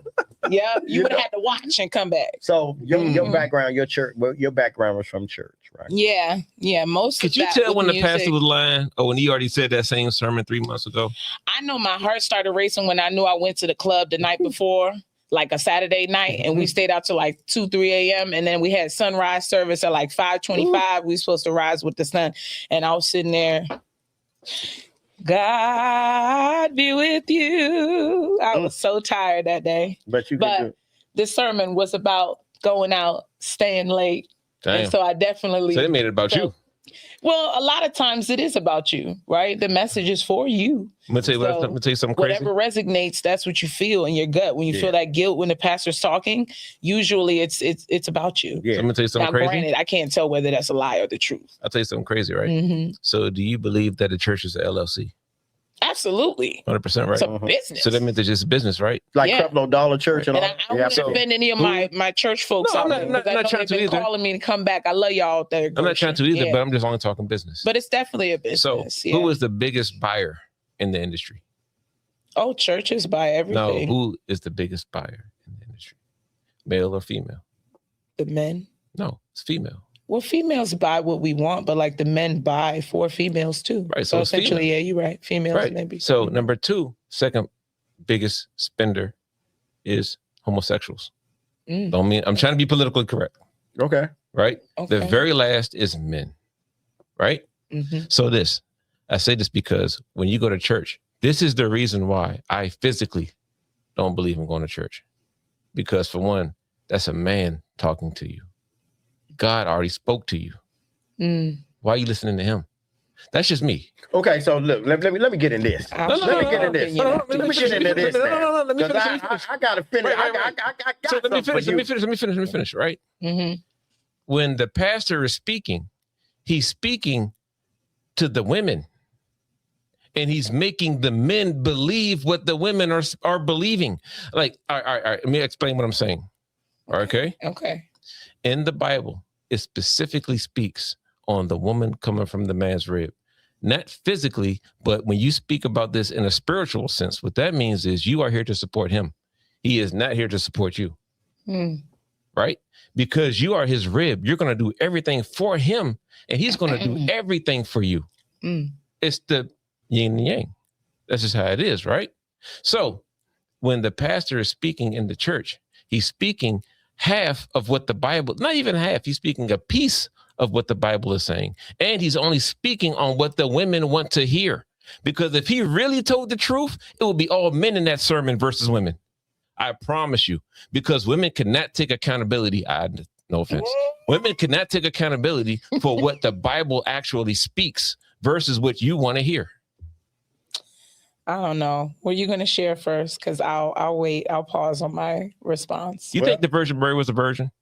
No. She was married to Joseph, for one, and she had a kid before I feel Jesus. like there was a dude named John that lived next door, and she slept with John and forgot to tell Joe. And then Joe was like, "Yo, why are you pregnant?" And she was like, "Well, an angel came down and told me somebody was at the door." And so, like, women don't just conceive babies out of manifestation. Something has to take place, 100%. like the action of. Well, see, the Bible is often, think about it, it's often interpretation. A lot of stuff, the word is often interpretation. So the interpretation is based on the origin, right? The origin and the foundation, the structure of that. So once you know the origin of something, would you believe it more because it existed, or would you believe the things that currently exist in front of you now?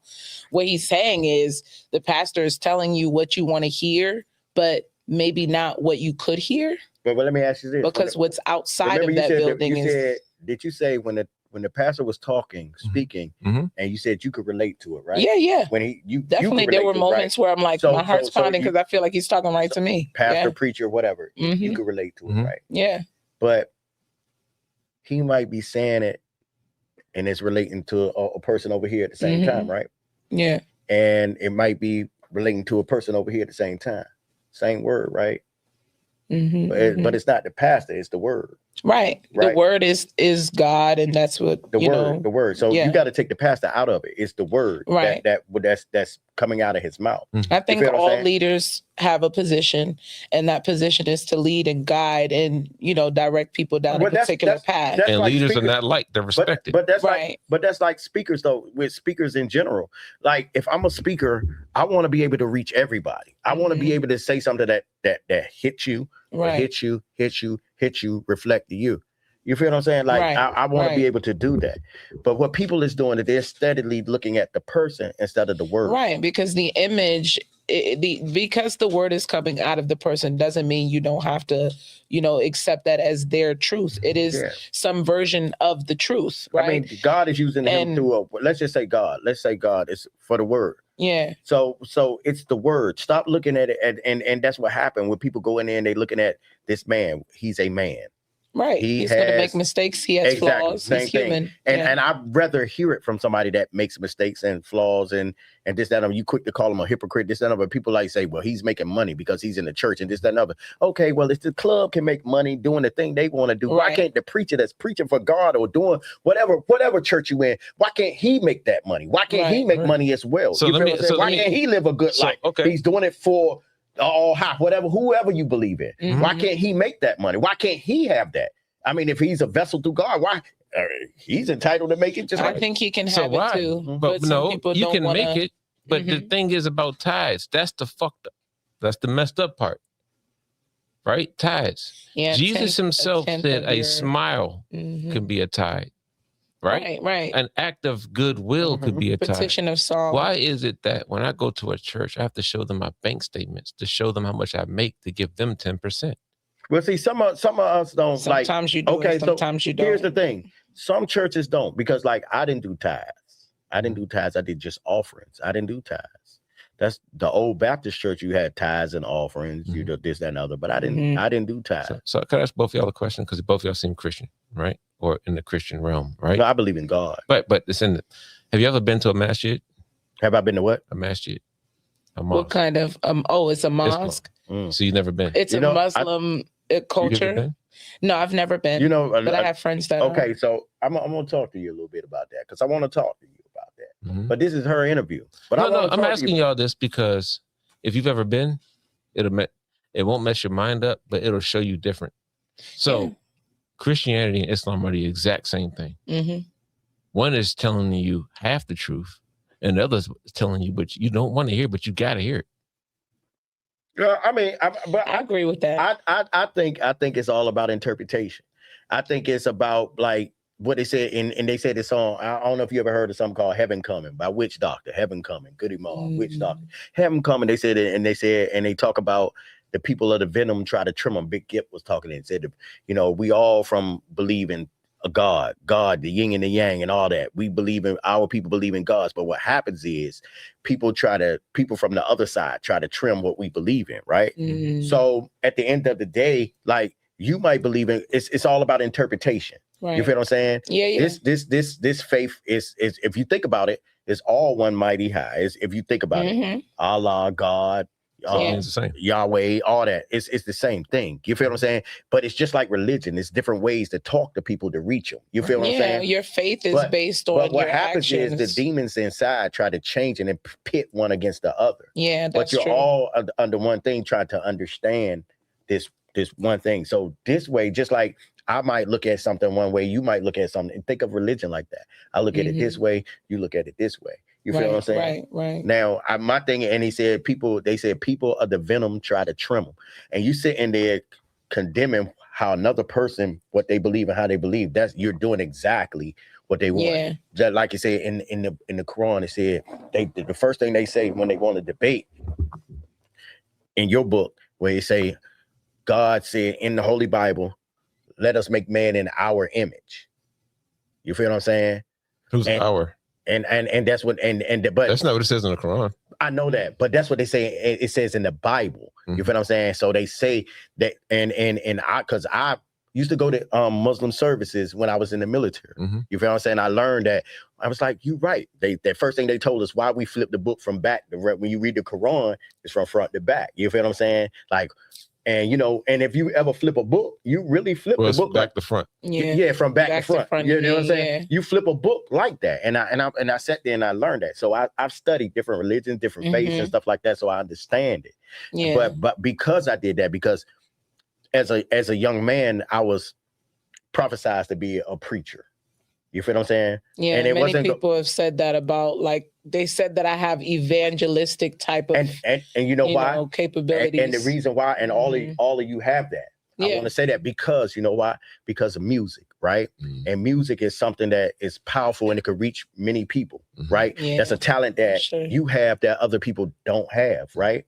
And you can get people to relate to you. That's why musicians, have you ever, like Tupac, perfect example, I'm going all around the world, but Tupac, have you ever been in a car, you want to goddamn ride on somebody, you playing some Pac shit, right? But then you ride in the car and you hear some soft music and something, be like, man, we gonna let change that your whole frequency. You know what I mean? But that's in the air. That's in the air. You know what I mean? So like that music is a powerful thing. Right. So I'm sorry. Well, no, go ahead. So we're talking about the God thing, right? When you have a person, since you do hair, and they come in, they want to get their dreads retwisted, right? I don't know if we say dreads, but we say locks. We call them locks. Right. Locks. Professional locks, right? We call them locks. You're a loctician. Yeah, I know. No, I just wanted to put it on campus. So say like you haven't had a person that hasn't had their locks maintenance in 10 years. And they come I've to had you. people like that, but maybe not 10 years. That's kind of right. But which God do you say first? You look at me like Jesus. Well, I just say, when is the last time your hair has touched or drank any water? A lot of times the hair is dehydrated, if that's the case, but I don't call for Jesus. You don't call for Jesus. You sure you don't call for Jesus? I do not call. You don't say Jesus Christ. No. Maybe when I stub my toe or something. Yeah. In the middle of the night. Are wigs real? Wigs are real, but some people are now manipulating their hair. There's different ways to start it and all these different techniques. Just keep it traditional or do something simple. Don't have 25 thick, fat locks hanging off your head. It's not cute and it doesn't smell good later. You know, it'd be hard for me. It holds too much moisture. If I were dating a female, right? And she cut all her hair off to start locks, and she had to go through the dookie phase. You know what? I did that. You know the baby. You talking about the baby? The baby. You got to put a wig on.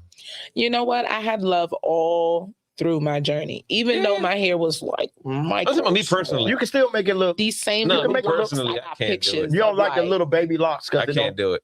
Personally, I can't do it. I wore wigs on top though. I wore braids on top. I wore different styles things. until my hair got locked like you wanted to. Yeah. Right, but it's like if I met you with hair and then you cut your hair, It's kind of like I've gone bald 3 times in life, and it was only not on no Britney Spears, no crazy night. Nah, it was transformational for me. Like my first lock journey, nothing. He did nothing at all. It was all about transforming myself. Okay. Like being a hairstylist for as long as I have been, being bald was a big insecurity. And I feel like for women who do it intentionally, they're being bold. They're the opposite of that feeling. But when you do it because you need to transform your life, you're going to be bald and be like, beautiful. Why do women cut their hair when they go through something? They just cut their hair off. It's an impulsive decision because we know that like that is a part of our identity. It's a part of the way that you regret that, see us. I don't think there's regrets if you do it intentionally. If you're doing it intentionally, if you're doing it just like, man, I got drunk one night and I fell on some clippers. No. I'm talking about when they be like, I'm not gonna cry. I'm not. Nah. Wait till can be. Some women believe that it removes trauma. Like so. Hair holds memory just like water does. Oh my God. That sounds like... Especially with locks. That sounds like girl math. Well, when you get maintenance done, they call it maintenance for a reason. And so like, shout out to everybody at Jaha's Hair Studio. That's where I learned how to do hair that was so long, it would be hanging down on the floor if I was sitting down. And embracing like the true culture of the Rastafari up on the mountain. Like I'm not sitting there with them. But I can feel their energy when I'm doing someone's hair. So if energy is in your hair for like 20 years. If energy is in your hair, right? Why men don't cut their hair? Actually, men do the opposite. You see, when you think about like going to the military, the most powerful identity and strength comes from the grain of your skull, your head, your brain. So when you shave that, they strip you of all of your identity and make you uniformed. Yeah. Together. I was in the military. Together. We both was in the military. Right. So making you uniformed, like you are one. Your brother is your brother. You're linked. You know what I mean? He was bald head Boone and I was bald head Bzell. When you grow your hair out, it's a rebellion. It's like the opposite of that. I can't say that. I can't agree with that. No, wait a minute. I took showers naked with other men. Pause. I mean, trust me. It was a requirement of you. Were you drafted or did you voluntarily? No, we all volunteer. We volunteer. Are you familiar with like back in the day when Black men were drafted and like put on the front line to be killed, like human 100%. shields? Yeah, 100%. And even after you knew that, you still went into it? 100%. Do you know why? Yeah. Why? They volunteered to do it. Yeah. So you know why they volunteered to do it? You know the real reason why slavery ended? Tell me why. Tell me. We ended slavery. It had nothing to do with anything with Lincoln. We decided we were done working and like just walked off the plantations. No. No. See, look, the thing is, the story has been lied to us. The story is... Many versions of the story exist. That Miss Harriet came down as Moses. And she was looking for her husband and freed so many slaves, right? Hundreds of thousands. I'm not saying she didn't do it, but there was already niggas running. Yeah, they were leaving. They were right, but they was running in the masses. There were so many slaves that ran to the North that the North couldn't do anything with them but help make them soldiers. There was so many. It was different. These cats was running and they was going, right? She had an operation. She became a spy. Going, but she was coming back and going back. She kept looking for her husband, and she came back to find that the nigga was married with kids. She did it though. She came back though. So you telling me she freed all them niggas, literally niggas. She freed all them niggas to come home and see. Could you imagine? You freed 100,000 niggas to come back and find your man married to another woman with kids, and he won't leave her. What the fuck? Listen, man. I feel so bad. Yeah. Listen. Go back and hold her hand and be like, "Come on, sis." Let me tell you the realest nigga though. But listen, in life, they ain't gonna remember that nigga, but she's been immortalized. You know why? Because the white man got their hand on her. Oh my God, man. She became a spy for the white man. Did she not? His story belongs to him, whoever he is. Yes, right. His story. You don't even know his name, right? It's right. Right. Who is but he? You know who Harriet is, right? Exactly. Nat Turner? Who is he? Are you serious? Who is his story? The man that freed so many slaves. He freed so many slaves with the Bible that they ended up catching them, hanging them, cutting them up, and eating them because they wanted his powers. Yeah. Nat Turner, how bro. he was able to change the minds. But I feel like if you can control the minds of a people, then that is the enslavement in itself. That's why people like Bob Marley said, emancipate yourself from mental slavery. None but ourselves can free our minds.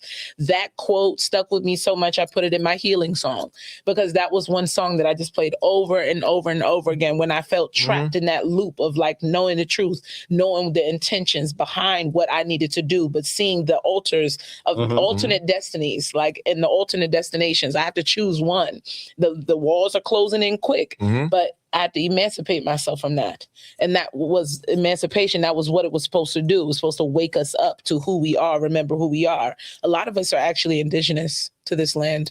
That's why I don't believe slavery is what we thought it was. And a lot of our slave cousins ships? Died in the slave ships that they're just now finding in 2019, 2021, during a pandemic when we all can't leave the house. You know that slave ship that they got in the museum? Fabricated. Oh, yeah. They make up anything that is his story because they still can't pinpoint who he is. I'll tell you this. White people believe in holding memorabilia. Oh, yeah. Yeah. 100%. Because they know the value of memory. Right. They used to have slave nuts in jars above their manatee. Yeah. This is real story. Eyes, tongues. Everything. Well, so, let me tell you this. Let's not be too graphic. I'm gonna bring y'all into a piece of me real quick, and then we're gonna let you finish it. But I want to get a little bit more into you, and we're gonna get out of Boone's world. No, I'm just tapping into her.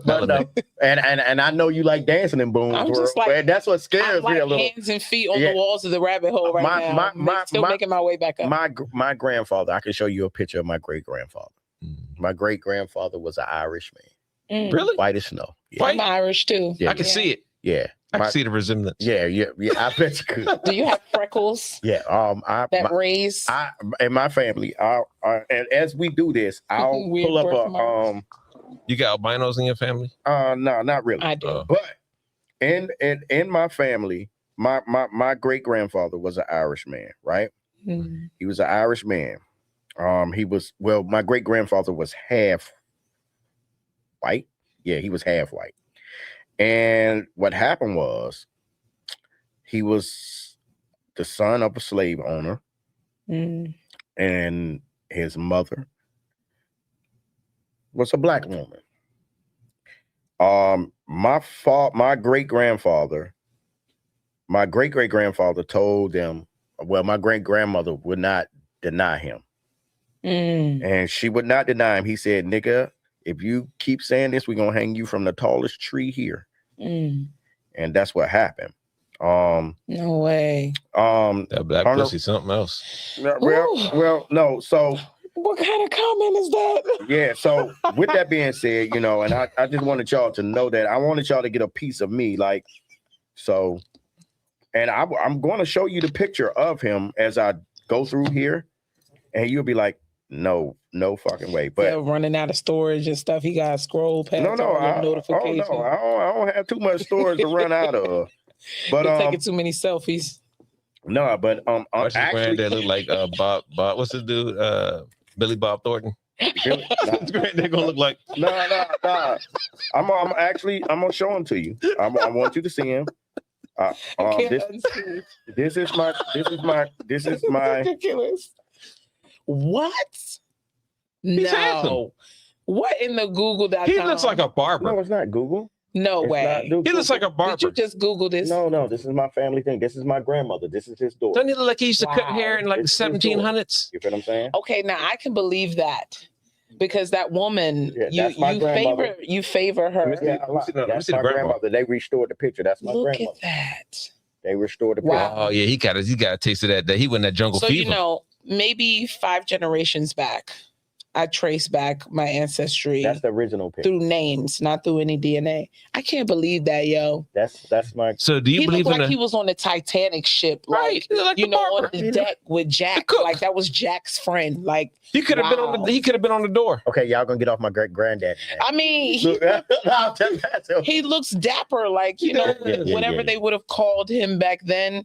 He got clean bitches. Cut. Button up. And his little cigar that he rolled. That's how you're here. I got plenty cousins out there, you know. Listen, They said Thomas Jefferson was like that. Thomas Jefferson had a lot of. That nigga buried his slaves next to his wife. Unaccounted for. He got a lot of. Can you imagine how good it was for him to bury his side bitches next to his wife? You know what? Listen. Okay, JayBaby. This is what we're gonna do. Listen. So this is what we about to do real quick, right? For the rest of this podcast, we got about like 15 to 20 minutes left, right? And we got a piece of you with Boone. We went in Boone's World. Boone's World. Oh my goodness. Wow. And the thing is, you enjoy Boone's World. That's what's concerning. I had fun. It was like, you know, going to another galaxy. Yeah, far away. The yin and the yang. And it's fine. It's fine because I always be on that ship, the Boone's World. But we're gonna get into this, right? You told us about your earliest memories of singing and stuff in the car with your dad and stuff like that. You talked about two of your favorite artists. Boone did ask you that before. Another thing. Jilly. What was the first song you ever wrote? Oh man, it was this rap song. So I started with rap. Okay. You got the verse? Kind of. Yeah. I had to memorize it. So because I'm a Scorpio, right? My birthday is 11/11. November 16th. Okay. Okay, we dapping up. We good. We in there. Yo, we're gonna have a Scorpio bash this year. Okay, we can do it. We can definitely pool party maybe. That didn't even sound right. Okay. Scorpio bash? No, that doesn't even sound right. Why? Sounds like a lot of drama. It's amazing. What's wrong with that? It's amazing. It's amazing. My Scorpio bash parties, like shout out to everybody who used to come to my Scorpio bash parties. I used to have like it graduated to a DJ. Okay, we had the whole community center. Only the people that had to leave. See like what I'm the saying? People that That ain't a Virgo situation. Nah, the party was lit. You already know what it is. I had to tell people to leave when it was too late. Like, you know when a community center closed at like 12 o'clock, but they were like, we'll let you stay till 1. No alcohol. Everybody had the non-alcohol? No. We had some. My 30th birthday, we had 500 people there. And the club was for me. Scorpio bashes were lit. You don't want my party. Just bring $40. No, man, I don't want to your party. Okay, let's go back to you. Right? Anywho, your first song. Boom. Relax for a minute. I wrote it about being a Scorpio because I'm a Scorpio. Okay. Anyway. There's a rap song about a Scorpio? It's a rap song that, like, I feel like now I learned that rap music is literally poetry sped up. Like, if you break it down bar for bar, it's poetry. Like, if you say it slowly. So, on the beat. I mean, I don't know. Maybe I can bring it back one of these days. I don't know. Anyway, studio. First experience in a studio, I was like 14 maybe. And my guy, he called himself Skizzy, and he had like Silly Clown Records was the name of his like little studio set up in the basement, you know, back in the day, sock on the mic, you know, back when they didn't have much of those Pro Tools and all of that. You just had Audacity, you know, Magic. Just recording on the standard recording device or whatever. So I get in there and he's like, so you're going to record? I'm so nervous. I'm like, I've never been recorded before. I'm like, so you're going to play it back? Like, why can't I hear it in the headphones? It was so much glitching. Was it like to cut off the fan and hustle and flow type shit? Yes. Like he had this, the AC unit in the window. So it was on a 30-minute cycle. So his mom said, don't unplug it. Leave my damn AC unit alone. Don't be touching they was from New York. She'd be like, don't be touching my AC unit. Y'all could be down there. But don't be touching my AC unit. She hung around Puerto Ricans talk like that. Well, she was very stern, and she was like, hurry up and do what you do, and y'all better not be down there doing nothing else. Okay, but, so you got into it. Yeah, we got into it, and I just hopped in there and did my thing, man. All he did was hang up one of them old tarps to keep the sound in, you know what I'm saying? Use some foam to like, you know, it was janky, but I was like SCORPIO, Scorpio, the hottest sign in the zodiac. Sexy, strutty, passionate, intense, deep, mysterious. I'm messing with people so much they think I'm serious. I'm magnetic. And that's all I remember. Oh, man. Scorpio, hey, look, that's best song. That right there. That's platinum. Scorpio shit. I saw all these people like Chris Brown did 11/11 album. Like, I'm just like, what are y'all doing? Like, leave us alone. Us Scorpios, we know how to manifest what exactly it is that we want, and we're patient with it. Yeah, like this. So, like, I thought I was going to be a rapper. I was like, oh, yeah. So I went by Scorpio at first. And then I merged into JayBaby once Instagram was created. So I'm going to tell you, like, this place right here. Me and Boone stumbled in here. The door was left open. It was dark. And we were sitting out there on the wall, and I was like, man, let's go in there, boom. And we came in here, right? Do. And this time he went down my rabbit hole. We came down in here, and it was dark. We turned on the lights, and it was like, what the hell? Looked at the place, right? And then I told my partner over there about it. Now you talking about manifestation. And I was like, man, I stood around here. I said, man, we need to get this joint. Oh, when it was a church. When it was the church, it's horrible. There was a church. It was all across this way. And we changed this place around completely, right? Wow. It was a church. It was a church. This building. Yeah. Wow. And so I can see it was that. about manifestation, right? Because the carpet is still this red carpet and this little platform. No, we put the platform here. Okay, all right. We had to break up some of the red carpet. It's just the floor not shining right now because we done had too many people dancing on it. But anyway, long story short, so we transferred, but it was like that Scorpio manifestation. People could not see it. I brought so many people in here, and he went down the rabbit hole with me, and then my partner came, but nobody could see it, and I saw it, and I manifested it, and I manifested this place to be into what it is. I love it in here, and that's that Scorpio. Proud of you, right? yeah. Scorpio. Proud of you, man. You see it, believe it, and when you do something with intention, and then you're also like, all right, I got time limit, right? My thing is with us Scorpios, we're on a time limit. Yes. So although we're patient with the process, sometimes we wait till the last minute. Yep. And then we get it done. Yeah, but and then everybody else around us is all stressed. Meanwhile, we all in it. We feeling all greasy, buttery. Because our time is our time. We do how we want to. I'm sorry, you can't relate, but that's I ain't mean to stress you out on the way there, but I just was letting you know, just be patient with me. So we're talking about Scorpio energy, right? Yeah. As you mentioned, Chris Brown was a Scorpio. Correct? Yeah. I don't know if he's a Scorpio. I don't know his birthday. I just know he put out an 11/11 album. Oh, okay. Well, if he did, he's not a Scorpio, right? Yeah, but he just resonated with 11/11 and the whole awakening. Because I was going to ask you, right? So that means basically 11/11 uses following the angel number. Yeah, I think so. So I was going to ask you, who do you think is a better artist, not performer? Chris Brown or Tory Lanez? Chris Brown. I got Tory. See, I got Tory. I you like was holding the bullets in that daggone gun. No, you heard the new Tory album? No, he put out a new album. He just dropped one, but Tory, right? Now look, I didn't get into Tory like that, right? Oh my God, Tory is serious. I mean, for the body of work, you can't.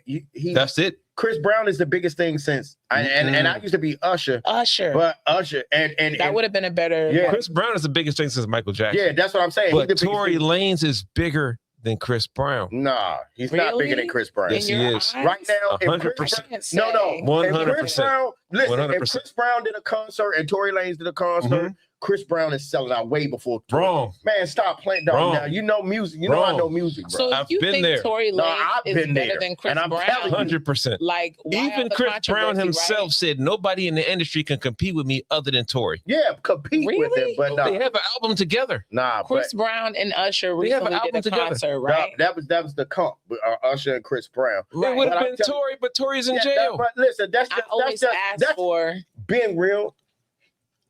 I don't even think he really believes that. Oh my God. Tory in jail right now is killing him. Yeah, dog. But do you know about NFTs? Yes, he wasn't bigger than Chris Brown when he was out. Yes, he was. No, he wasn't. Yes, he was. He wasn't. What is NFTs? No, he wasn't. He broke the code and he showed us what the code. He wasn't bigger than Chris. Yes, he was. Y'all keep saying that. Yes, no, I'm not. Yes, he was. Chris was a bigger artist than Tory. Chris Brown has been in the industry longer than Tory, but Tory is bigger than Chris. Chris is different because of Rihanna. No, because Rihanna and he smacked Rihanna. Dog. No, don't do that. Tory came out. Tory didn't come out until 2011. It doesn't matter. Chris came out when he was 13. Man, okay. Chris is a bigger artist than Tory. I hate to break it to you, bro. He's not. No, he's not. I think that Chris Brown has a lot more fans because of the consistency in the years that he's both done international. Music. However, Tory Lanez might be international, but he was in a big controversial situation. I feel like they both did the same celebrity sacrifice for the same stardom. Nah, I doubt it. I'm just saying. I doubt it. When you're so, a good artist, you asked me which is a good or a better artist. You conduct yourself in a certain way. So you're not going to be out in the streets risking anything, chilling with some shorties, getting wrapped up in some mess. Why not? And you might get into a domestic situation with your partner in the car, but you're not going to let TMZ sell that story unless it benefits you. So you're telling me that Rihanna sold the story because Chris Brown wouldn't have sold it? I believe her label possibly did, but hey, I don't know. Right. This is all alleged. So that means that if you talk about alleged things, right? Mm-hmm. That means that Tory couldn't have shot her. Exactly.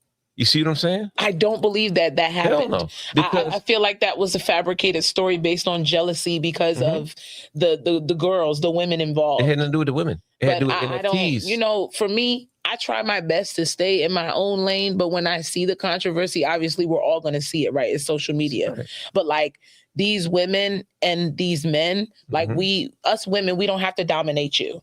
You are a man in your own right. So as you mentioned the rib earlier, I'm supposed to lift you up and support you the same way you're supposed to build my foundation and bring me the right substance to 100%. Make sure we don't fall apart. Google said Chris Brown versus Tory Lanez. It says in terms global fame, career longevity, and commercial success and net worth is Chris Brown. See what I'm saying? Google, right? You want to do okay? How about this? How about Who sold more albums? How about this? No, let's go past that. Tory, because Tory can only sell through jail, so you can't say that he's out promoting shit.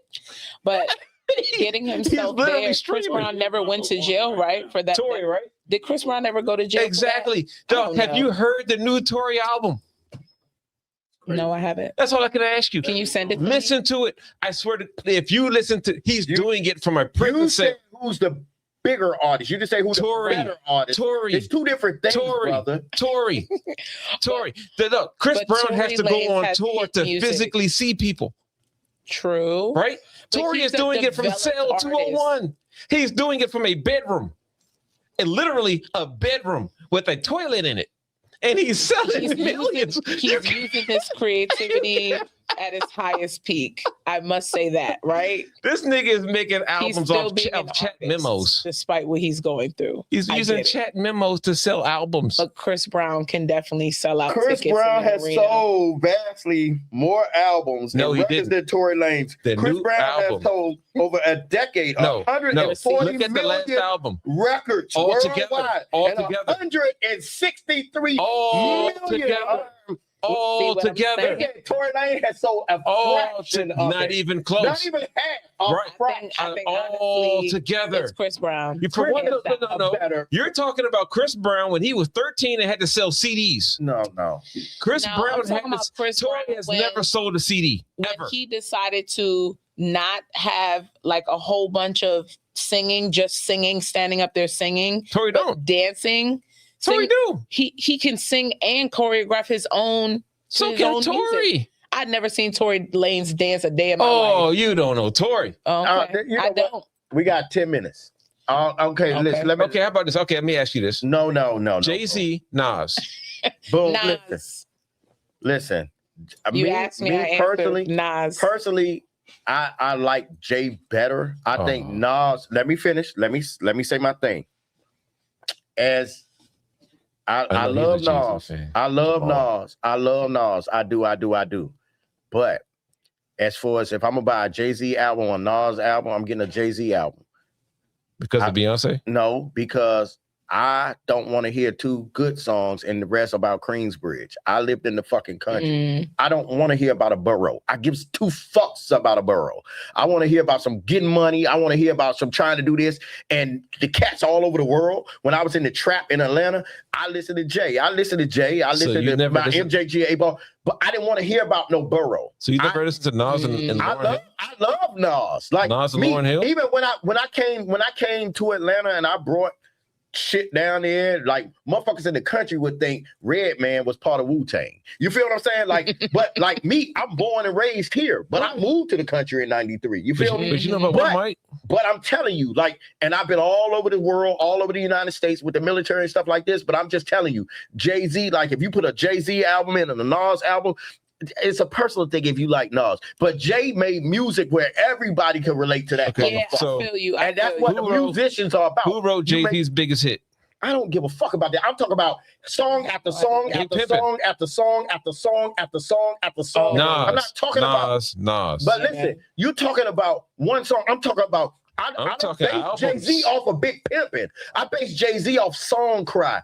I base Jay-Z off so many different songs. You feel what I'm saying? Let me ask you this. If you listen to Jay-Z albums, for every one of the long songs you know, you can spit 10 songs Jay had. I'm going to tell you what contradicts. I'm just being real. That's just like with the Pac and Biggie shit. So I'm going to tell you what contradicts your album. Never be a Pac. So I'm going to tell you what contradicts your whole thing. Tell me what contradicts it. That means you're saying that Jay-Z is the better artist. I'm saying no. He is, period. No, he's the greatest artist. Yes. If I had to put my last dollar, if Jay-Z, I'm a record label exec, and I got to put my last dollar on a motherfucker, and all the shit right there, Jay-Z right there, I'm taking Jay-Z. And if I got to bet my bottom line, that's the case. Your bottom line, who you gonna put your last dollar on? So if you that's the case. Your bottom line on album sales, on commercial shit, on anything, and you're a businesswoman, who you gonna put your money on? If that was the case, put it on Jay-Z. I'm gonna tell you, you will too. And Beyonce. Man, okay. If that was the case, listen. If that was the case, how is it he's the greatest rapper, but yet you let a white boy outshine you? It doesn't make because that's a verse. Eminem go outshine many people on the verse. Outshine the whole album. Listen, T.I. is the king of the South, right? No, I'm just telling you that lived in the trap. T.I. I'm telling you he is. No. Listen, y'all can put DC, go put Scarface there. I fucks with Face, but I'm telling you, that's why Scar didn't want to get in that shit. Jeezy. But I'm trying to tell you, no, Jeezy is not. Jeezy is bigger than T.I. No, he's not bigger than Tip. Who is in Vegas? Jeezy is not bigger than Tip. Who is in Vegas right now? Listen, dog. Who's in Vegas? Dog. Who has a residency? Listen, dog. All I know I'm gonna tell you right now. Somebody that called Mary J. Blige and let them know you're wrong. Until she gets into another abusive relationship, I don't want to hear another. Listen, I'm gonna tell you. This is what I'm gonna tell you right now. I'm gonna say this to you. Lie together, cry together, and I love that shit. But I'm gonna tell you this right now, man. On some real shit. Right. All New Being York real, music. Jay-Z has done more. I mean, not more for the game. Nas is he's a GOAT. I like Rakim. I'm gonna give you a sneaky one. Heavy D is one of the best rappers I ever known. Yeah. He's one of the best spinners ever. You feel me? So I could go there with you. I could go there. I love Fuchsia niggas. I could go back. I know this music shit, right? Right. But if I'm gonna put my last dollar on a motherfucker, if I'm gonna put my livelihood on my family, if I'm gonna put my family on the line, listen. You gonna go through that door or that door, death or life. You gonna take one. You gonna take the Nas door or you gonna take the Jay-Z door. I'm taking the Jay-Z door time and time again, and you gonna take it too. I'm taking Nas. Yeah. I'm tell you why. I keep flipping back. I'll tell you. I'm taking Nas. I'm gonna tell you why. Y'all reasons. No, I'm gonna tell you why I take Nas. The whole bullshit that y'all see with him and Beyonce right now is bullshit. It's smoke and mirrors. They're trying to get you to go back to Target. That's the whole thing. Fuck all that shit, man. Dog, listen. Let me tell you something. You can do ether right now, but let me tell you, if you throw ether right now, but if you look at that shit, and I love ether. One mic too. All I need is one mic. But you go that song cry. If I ruled the world. Cry. But if you're a song, no, hell no. Song cry. Nah. Wait over. If I ruled the world. But listen. Come on. That New York song got motherfuckers that not even from New York, where Alicia Keys in New York feeling like I'm gonna try. Bullshit. I'm gonna clip it even though I ain't blue. Bullshit. Who was on the song? Who was on the song? It doesn't matter. Who was on the song? Not just Jay-Z. Who was on the song? It doesn't matter. And then they made a remake of every nigga from New York on the song. Listen, Jay-Z is some shit. To tell you, Jay-Z. I can't compare until I hear Jay-Z sold a half a key, and all of a sudden he's the biggest drug dealer we've ever met. Song for song. You drop the song. No, I'm gonna tell you, and I'm a Nas will not be Jay in a battle in the verses. Nas beat him already. He would not. He would beat him in a. You're just a slave to a page in my rhyme book. And being real, and then that song from a more humble place. And the shit when Jay Mom told him, "Look, enough is enough." When the nigga said, "I put the condoms on your baby seat and shit like that," Jay had a bigger diss. It just wasn't a bigger commercial song. No, he didn't. I'm gonna be real with you. No, he didn't. And the thing, Jay Mom said, like, look. Nah, y'all getting too personal. J Mom called that off. But I'm gonna be real, and I love the ether. That beat, that shit. The beat was crazy. Nigga. And then when he came behind it, but that was before Ether. Man, I'm trying to tell one you. mic. Listen, that was before one mic. Dog. You were another slave to a page in my rhyme book. Dog, What came before that? Dog, Jay-Z can never stand up. For one, DMX already beat Jay-Z. It's just that it's not on camera. Listen, dog, Jay-Z is trash. I feel like if you got a Jay-Z is trash. And that hit song goes more, that doesn't mean anything. Than the next that just means that people are buying into it. Yeah, yeah. Okay, so it's the Hard Knock Life shit. Versus in the industry He stole an Annie song.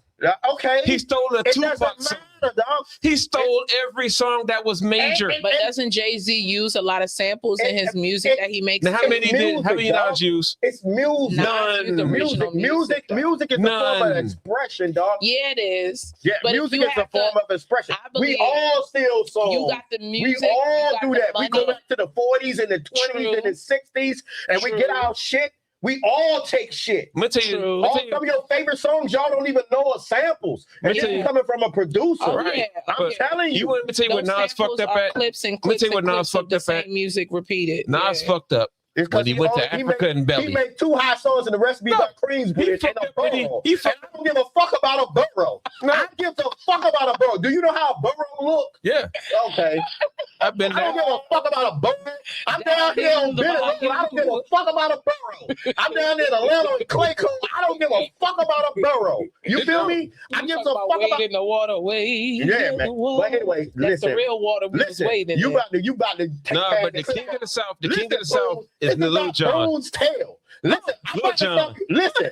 This is the Next2Flex Sports Podcast featuring JayBaby. And when you went down this hole, so it's your fault. And I sat there and I rolled in the car. I take it. And then you was like, yeah, I heard enough. I'm on Tito the fence, and you're right. No, I like it. Damn, did a collaboration with Lauryn Hill. 100%. And one day, I'm driving to drop my kids off from school, right? Okay. WPGC, come on. WPGC 95.5. We got our 19th caller call in right now, right? Mm-hmm. So I called in the radio station. Every time I call 202-432 WKYS, I never get through. It's always like beep, beep, beep. This time to answer. WKYS, how you doing? Who we got on the line? I said, oh. I was like, what am I doing?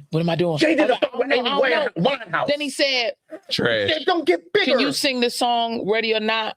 Here I Come. You Can't Hide. Okay. You just got to finish your lyrics. Okay. You got it? I said, yeah, I got it. That's the best collab in the world. Nah. That cannot. What collaboration has Jay-Z done? I love that song Cry. I love the song Cry. I love the Hard Knock Life. I love He's just being a Jay fan. He's a Jay fan. I know. I like Jay. You played his albums back to back, didn't you? When you was riding to the grocery store. Listen, you know what? You was getting the kids. No, Pampers. I didn't. Because I was on MJG and A-Ball. I was on some 3-6 Mafia. I was on that Pac shit. I was on that shit. But I'm gonna tell you. But let me tell you this: in Atlanta, Georgia. Motherfucker wasn't playing no borough shit outside of Ether. They couldn't tell you that shit. And when I went out in Texas, they didn't know no Queensbridge, rigger. But they knew Song Cry. They knew goddamn Hard Knock Life. You know what? When I went to California, when I was out there in Watts, they didn't know that Queensbridge, you know what? But do you know what? But they knew that goddamn it's a Hard Knock Life. Do you know what? You feel me? But do you know what? International. Say it again. One more time. You know what? One more time for me. He wasn't shit until Pimp C, and you can't say shit about it until Pimp C put that mink on and got on that boat in the middle of the summer. That's when Jay-Z. Listen, Jay done made music as long as he's made it. Until Pimp C. Has done made music as long as he's made it. How many movies Jay-Z in? How many movies Jay-Z in? All I know is every single dude that was a rapper or female that came from New York City had hit success and notoriety at some point. Yeah. All artists coming from New York City were just like bang, bang, bang, bang, bang, back to back. It was always so many people. So to compare them. All right, so I got a question for you, right? Since we're talking about New York artists, right? It's tough to put them in the same bracket. Since we're talking about New York artists. They are in the bracket of hip hop. Yeah. They're not in the same bracket as far as Like developmentally, you're hearing similar stories coming from different people. This is what I'm gonna say. Nas is an East Coast. He's a hip hop goat.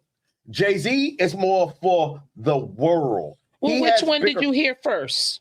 Which one did you hear first? Nas or you heard Nas first? I like Rakim. I like shit like that. That don't mean shit to me. I'm telling you right now, Jay-Z got there. If I had to bet my last dollar on Jay-Z or Nas, chat, tell me what. If you had to put your dollar on invest your family on a Jay-Z album or a Nas album outside of Illmatic, that's the best album he had. It was one of the oldest albums. You talking about, and then you can hate me now. I like the shit with Puffy. But besides that, Jay-Z and Nas, who been the most consistent? Nas. Man, stop it. Behind the scenes, I feel Do you know that Nas kids? Everybody's Nas kids. That white boy eats everybody. Nas kids are eating for life off his first album. Jay-Z kids. How many kids did Jay-Z have that eat off his first album? None. They are in two different tax brackets. You know that, right? Don't matter. Who is eating for life? Billionaire, That's what I was saying. That does matter. Million. Yeah. No. Jay-Z is billion. Nas has billion when you're talking about company. You know what, boo? You know what? You're talking about company, not physical money. No, but we talk about listen. That's not the same. Rock over here, I'm telling you.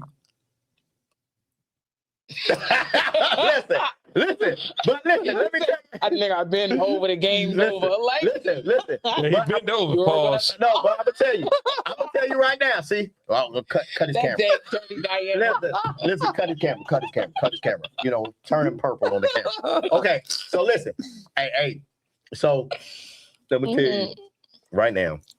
Yeah, we're gonna get off of them because the most important person on this show right now is JayBaby. And we done went all around the world, and you went around the world because it's your fault. Because you let him have it, and it's fine because it's your show. In the boat. Yeah, it's fine because you enjoyed it. Listen, we gave you the control, and you knew how to play the game. So hey, it's fine. But we talked about your first song.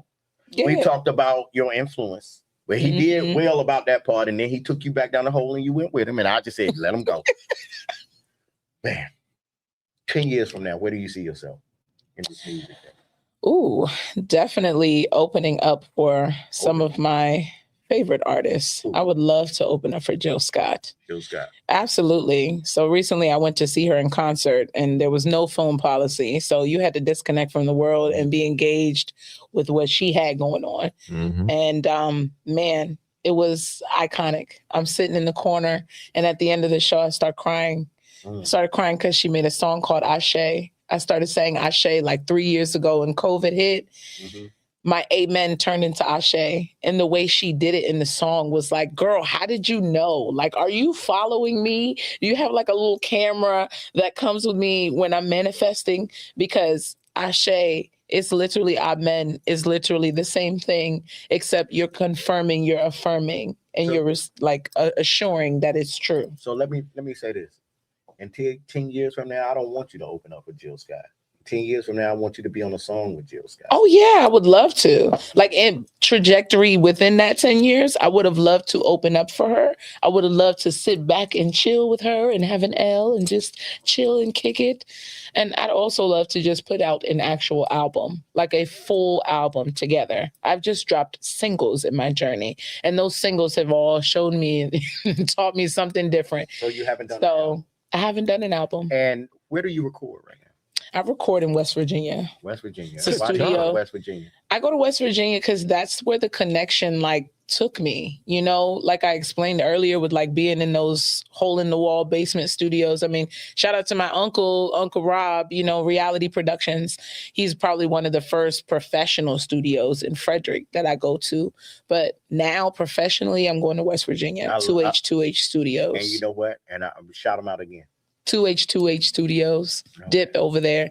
He and I have done some footage and recorded my newest single coming out on Saturday. It's called Breakup Season. It's a deep song, but it's also an empowering song for anyone who had to be the one breaking up or the one who got broken up with. Okay. So this is what I'm going to do for you on this show, right? We got a little studio in the front. We're gonna get the rabbit hole person that you like to jump down rabbit holes with. We're gonna get him to engineer one song for you. We're gonna let you come in here. We're gonna let you bring your guys in here. We're gonna let you kick it out. Jamal, are you gonna back me with this? Okay.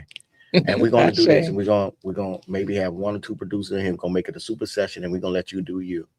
And it's gonna all about good energy. It's gonna be a yo day. It's gonna be a JayBaby day. That sounds amazing. I don't want nothing from it. We don't want no money from it. We don't want nothing from it. That's just it's a blessing to be a blessing. I like your energy. I like your travel. Same. And it's not to take away from West Virginia, because we want you to take, because the thing is, it's all about what Andre say. It always starts. He said big things starts in little rooms. Absolutely. So we want you to keep going, and we want you to try our little room out. But we want you to keep traveling the West Virginia roads, because you know what? That's part of your story. Yes, sir. Ride to West Virginia to go to the studio. That's part of your story. Yeah. Now I resonate with that West Virginia song. Take me home to the place. Yeah. You know what I love that road. I love that song. Now when I hear it, I like to hear it and see the roads of West Virginia. So we're gonna do this. Yeah. We're gonna give you that road from down this road, down this right? I can take another trip back up here. The drive is not bad. Yeah, it's not bad. I do it often because this is where I do my business, and I live up there in Gaithersburg. So nice. I do it. And one of my partners live in Clarksburg. Oh, sweet. Right. So and there's a couple cats that come here from that area, right? I'd love to hear some things that they've done here, and love to hear more of what you guys have to offer here. I mean, this is my first time being here, but my connection came from a rapper, and I just did a show with a bunch of rappers, and I found myself on a flyer with a bunch of rappers. So like being amongst a group of men is so normal for me that women that I hang out with sometimes it's awkward. And so when I'm in a male-based industry, I want to say it's not all based on men, but I come with a humble perspective. As a woman, a queen, an empress, I've been empowered by the kings and emperors around me to do what I love to do. So anytime I see it in a space, and you're Black, and you're melanated, like Black-owned businesses, we have to thrive. Like we were talking about foundation, like where does that look like? What does that look like? You have a family, you have someone to feed, so do I. So we all want to eat. We all want to, go further. So anything that I can do to do that, that's what my job is in this journey, is to make it easier for me, to make it easier for you. Collaborations, networking, that's what I learned about this whole journey, especially this year. This year, I probably traveled to way more concerts and volunteered than performing. Last year was performing. This year is more like, oh, I'm behind the scenes. Oh, okay, so this is how the sound man hooks up this equipment. This is how the DJ runs my music. This is how I should travel and do sound check early to make sure that this doesn't go wrong during the show. There's a lot of things that, research-wise, you hear about it. But when you actually physically put yourself out there on the street, ride in your car, pump gas in your car, you might not be getting paid for that gig, but you're getting paid in the experience. And so this year I've been experiencing everybody from West Virginia, Martinsburg, all the way down to Maryland, down here in this area. You know what I mean? You say all the way down and you live in Germantown. I say that because when I have to get in my car and anything longer than 58 minutes, if it's a place I've never been, I'm probably going to take a route that I drove past at one point. So I kind of been all over here. Baltimore, I'll drive from Baltimore to DC, back to West Virginia, back to Germantown. And it's a big loop. Do you get a lot of shows in Montgomery County? Yeah. There's a lot of people, like, it's picking up more and more now because I've placed myself in those positions to say, hey, I'm an artist. This is what I do. Here's my music. Here's my catalog. So it's just like building more and more relationships with like the business owners, the restaurant owners. I saw you did something with a karaoke. Was it like a glow karaoke or something like that? Oh, yeah. So Tropics Pots Cuisine, like, shout out to them. August 15th, there's a Jamaica Day show. This is their second year, I believe, in Virginia. So last year I went, it was my first time. I happened to already know the DJ Frost, and the other guy on there, and they're Jamaican. So, everything is wagwan, midday, I still, like, you have to come in with the right energy because, if you don't come in with the right vibes, then that's how they're going to treat you. I know a So little bit about if you know the Caribbean culture, then you know it's all about the food, it's all about the music and the community. So if you're not with that, then you can't mesh. Yeah. So I've been rocking with them for like 2 years now, going on 3, but hosting karaoke was like bringing my grandmother's house in the restaurant. So let me ask you this. So if I wanted to have you come down here, I'm going to give you a session, do your thing with Boom.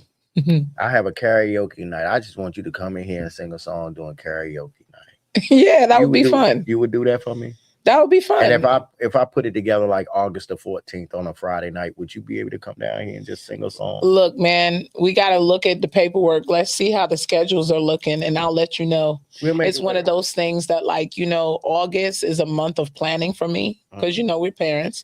So I got to make sure the kids are straight and everybody's good for school. Is about to start. Yes. Yeah. And education comes first. Balancing work-life balance. Okay. So, you know, you're making me smile. I'm a musician. I have to think about what's happening at home at the same time. I'm full throttle when it comes to my music. So if something's happening August 14th, let me know. Let me ask you this. It's only like 2 weeks away. Are you 2 weeks in a couple days? Yeah. Don't be hard on me. Let me ask you this. Now, it's just something in my head. Let me ask you this. Are you with a PRO, performance rights organization like ASCAP, BMI, CSAC? Yes. Yes, I'm with ASCAP. ASCAP. Okay. How long you been with ASCAP? About a year, maybe a little bit more. Okay. So do you like ASCAP? I mean, they're okay. They're pretty transparent when it comes to like submitting your music and the information. But, you know, I haven't gone through the whole process of videography and whatnot. Okay. And there's still some research that I'm doing on how to complete all of the submission, like, you know, things that I copyright, things that I own. Okay. My images and things of that nature. Okay. So yeah, it's a PRO, and you know that every time you perform at a venue, because it's a performance, what a PRO is, a performance rights organization. Yes. So every time you perform somewhere, you get paid for it. Yes. So you register your music, and every 3 months you get paid. Yes. Okay. So I was with ASCAP. I went to BMI, and I put like half the DMV on BMI, but I only showed them one side. So that's how I know that I was a proud parent, because they didn't do the publishing side. And then I went to CSAC. You have to be invited into CSAC. I've been with them since Atlanta. You get paid for every show and every show that you thought about doing. Listen to what I'm saying to you. So every time you get paid, there's a check that comes to every time you perform. Every 3 months, you get a check every quarter. Right. Right. No matter, you can perform at Church's Chicken with CSAC and you're going to get a check, right? And you register all the shows that you did and all the shows you thought you did, kind of did. But anyway, yeah. But with that being said, you do that. And all appearances, right? Yeah. And then the sound exchange is right here in the DMV. People don't know about that. That's all your internet play and stuff. If people don't know that they have sound exchange awards, that people come from all over the world to come to the DMV for the sound exchange to be a part of it. And these are some of the things that I wanted to tell you about that you probably already knew, but at the end of the day, like, this music is a full business. And because you're a mother, because you work and you're a loctician and you're balancing, finding that balance.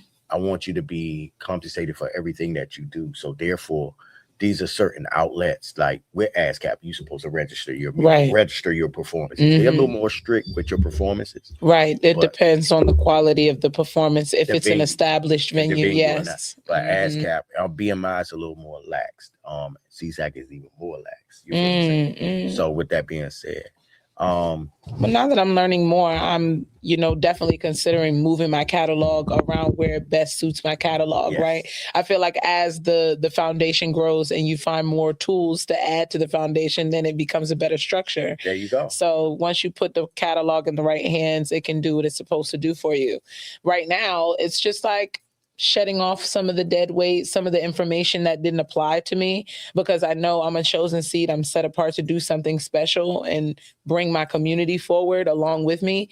But like, I can't do that if I'm so distracted by everyone trying to tell me how to do it. Exactly. So I had to move all those people out of my way and just kind of like really get focused, become one with the Most High, get out in nature, really get grounded, disconnect from everybody else, and really hear what the Most High had to say. Okay. And it's like, okay, now I can do this, right? One of my biggest fears was stage fright.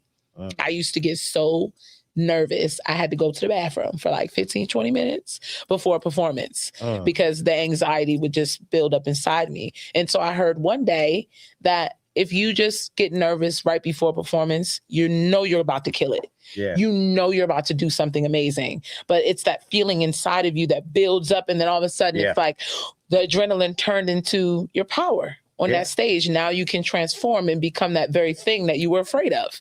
It's like, oh yes, you know. So I've learned how to embrace where I started from, which was like down here in the basement with the sock on the mic, to like now the mic is like this big bulb and these rooms are like colorful and the lights are spinning and, you know, the engineer is like, click, click, click. Oh yeah, we're done. What do you mean? It's not going to take 12 hours? You finish my music in 30 minutes? You get stage fright now, and we're about to wrap it up. I still do sometimes, but it's a different type of nervous. It's more like, did I rehearse and did I feel my rehearsal? If I didn't feel it in my rehearsal, I'm probably not going to feel it up here. Now it's transformed into that. Do you ever perform with a band? I have. Do you like that, or do you like I live? love performing with a live band. Like, that is my dream. Now, I love tracks, but shopping for tracks, everybody's going to shop for tracks. Yeah, so then you're sharing tracks, and then the producers are so rich. Meanwhile, we all have this similar sound and I'm tired of that. You like musicians are the reason why I invested in all that musical equipment. Was so that somebody can play them. Recording?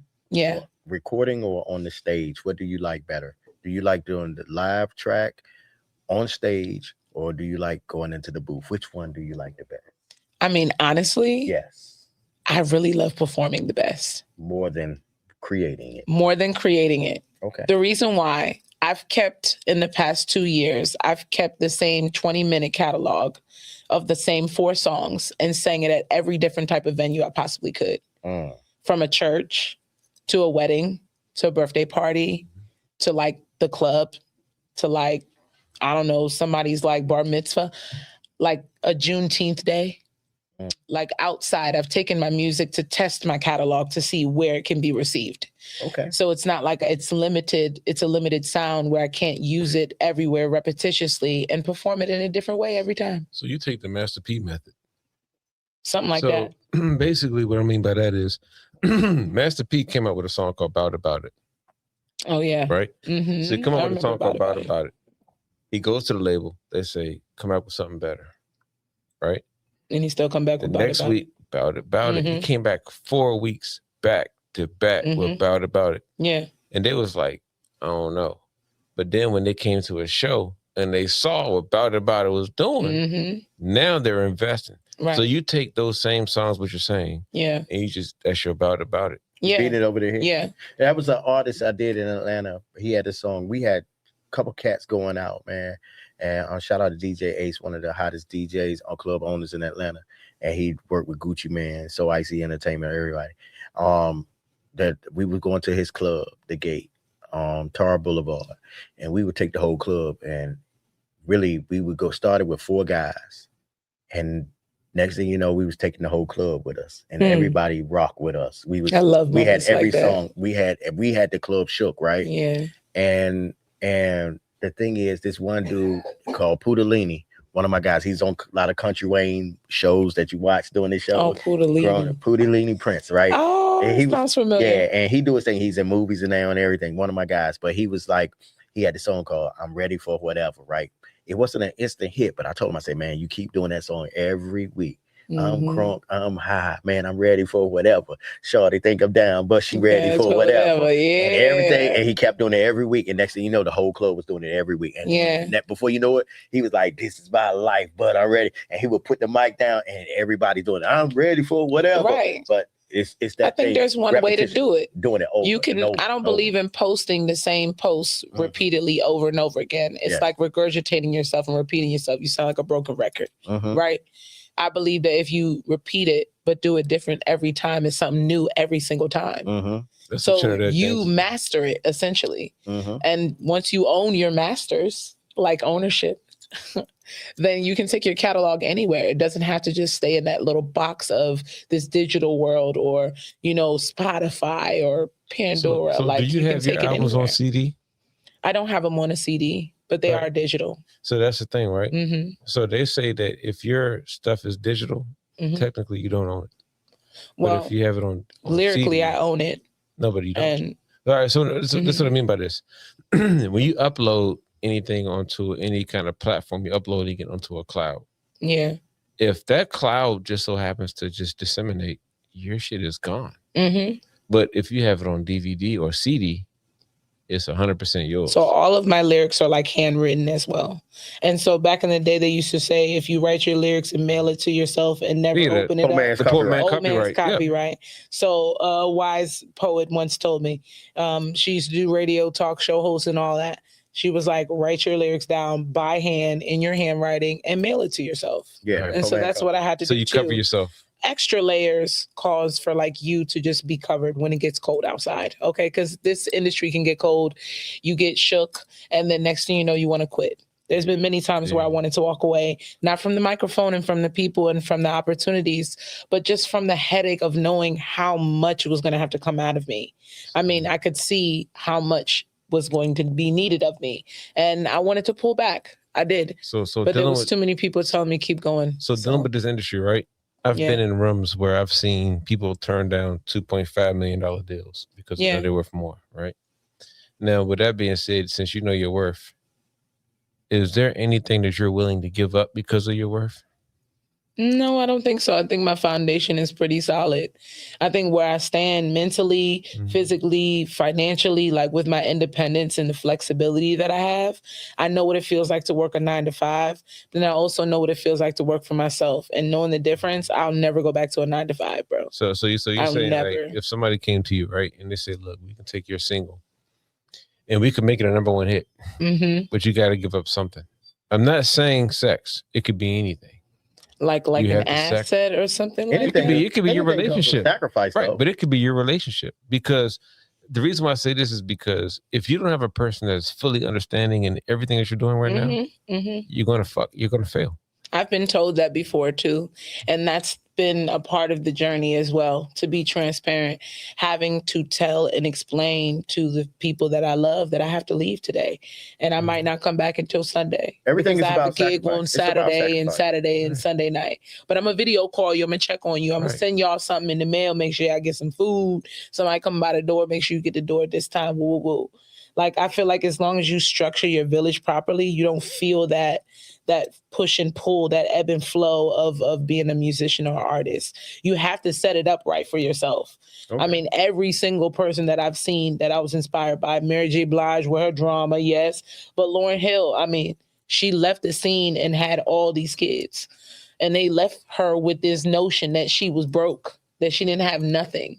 But now we're here in 2026 giving her a whole ceremony honoring her for the one album that she got famous for. The one.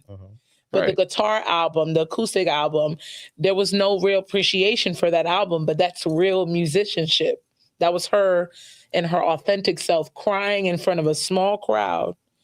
This big artist can vulnerably cry in front of a small crowd, and that's not acknowledged to the same extent of her industry album, right? The industry's marketing that, so they're pushing it. Of course. They have the financial backing that maybe she doesn't have, right? They got to make their money off her. But she has to know who she is in order to put the creation into the music. I feel like once you lose your authenticity, you lose yourself. You have to go away for a while. And that's why she was gone for so long. She spent time telling her truth. And that's what I'm currently doing, telling my truth. But I think she was comfortable with herself. But I also feel like she began to see the glitch in the matrix. And she was comfortable with where she was and where she was in life and with everything. She was at peace with things. And she was I agree. You ever seen the Billie Holiday story? No, what's that? You know what Billie Holiday is? Yes and no. Strange Fruit. She made the Strange Fruit song. Billie Holiday, yes. Billie Holiday. Yes. So when I say sacrifice. 80s? No, she was in the 30s, she country 40s, singer? 50s. She was talking about strange fruit. People hanging from trees. Oh, that song. Yeah, Strange Fruit. Yeah. Okay. So when I say sacrifice, right? She had to literally sacrifice everything that she's ever known to get to where she is. Yeah. She literally died as a felon on a gurney in a hospital because they planted drugs on her because of the Strange Fruit song, right? So when I say sacrifice, I don't mean sacrificing body parts. I don't mean sacrifice in the physical aspect of your kids or whatever. Mm-hmm. When I say sacrifice, I'm talking about, are you willing to sacrifice everything you've ever known to get to where you need to be? Yes and no. Yes, because I know when I step into who JayBaby is, that's like Beyonce's alter ego, her Shaw Fierce. Because I know where I'm coming from that place. Yeah, but there's so no I have to sacrifice the other part of who JayBaby is, which is the person who everyone has immediate access to, who everyone is able to just pull up and pop up without calling and texting first. That was a sacrifice, definitely. Like commodity, I don't really have as much as that anymore because my focus and my drive is in my music. It's in my family. It's in the building of my foundation. So I can't really see the destiny of other people. I just kind of see my own. And then I see the people that I love. And then the people that I get to know when I learn where they are in their destiny. So, you know, I just do my best to roll with the punches, King. I'm not in control of the future. None of us know what's going to happen tomorrow. It's not promised to us. But I do know one thing. I'm not selling my soul. You want to make God laugh? Tell him your plans. Oh, I have a very close relationship with the Most High. I know, but that's what I'm saying. And that's why it's saying, important for me to do it the right way, do it the chosen way. Many are called, but few are chosen. For the job to stand in front of people and be naked. Hello. Just completely bare, butterball ass naked in front of everyone. It's the purest version of a human's unconditional love. That's what we talked about your son being a porn star. Remember? Hell to the... So, is this thing over? Okay, so so this I'm is hungry. Some chicken and wings. This is the last part. So where can we find Chicken you? Wing Day, National Chicken Wing Day, y'all. Where can we find you on social media right now? So I have an electronic press kit out. If you look up JayBaby Music on all platforms, you'll find all of the most recent songs and the most recent upcoming gigs that I'll be at. One that I recently did was with Major League, which is a go-go band. Out in West Virginia, Martinsburg. We were at Backseat Events. It was really dope.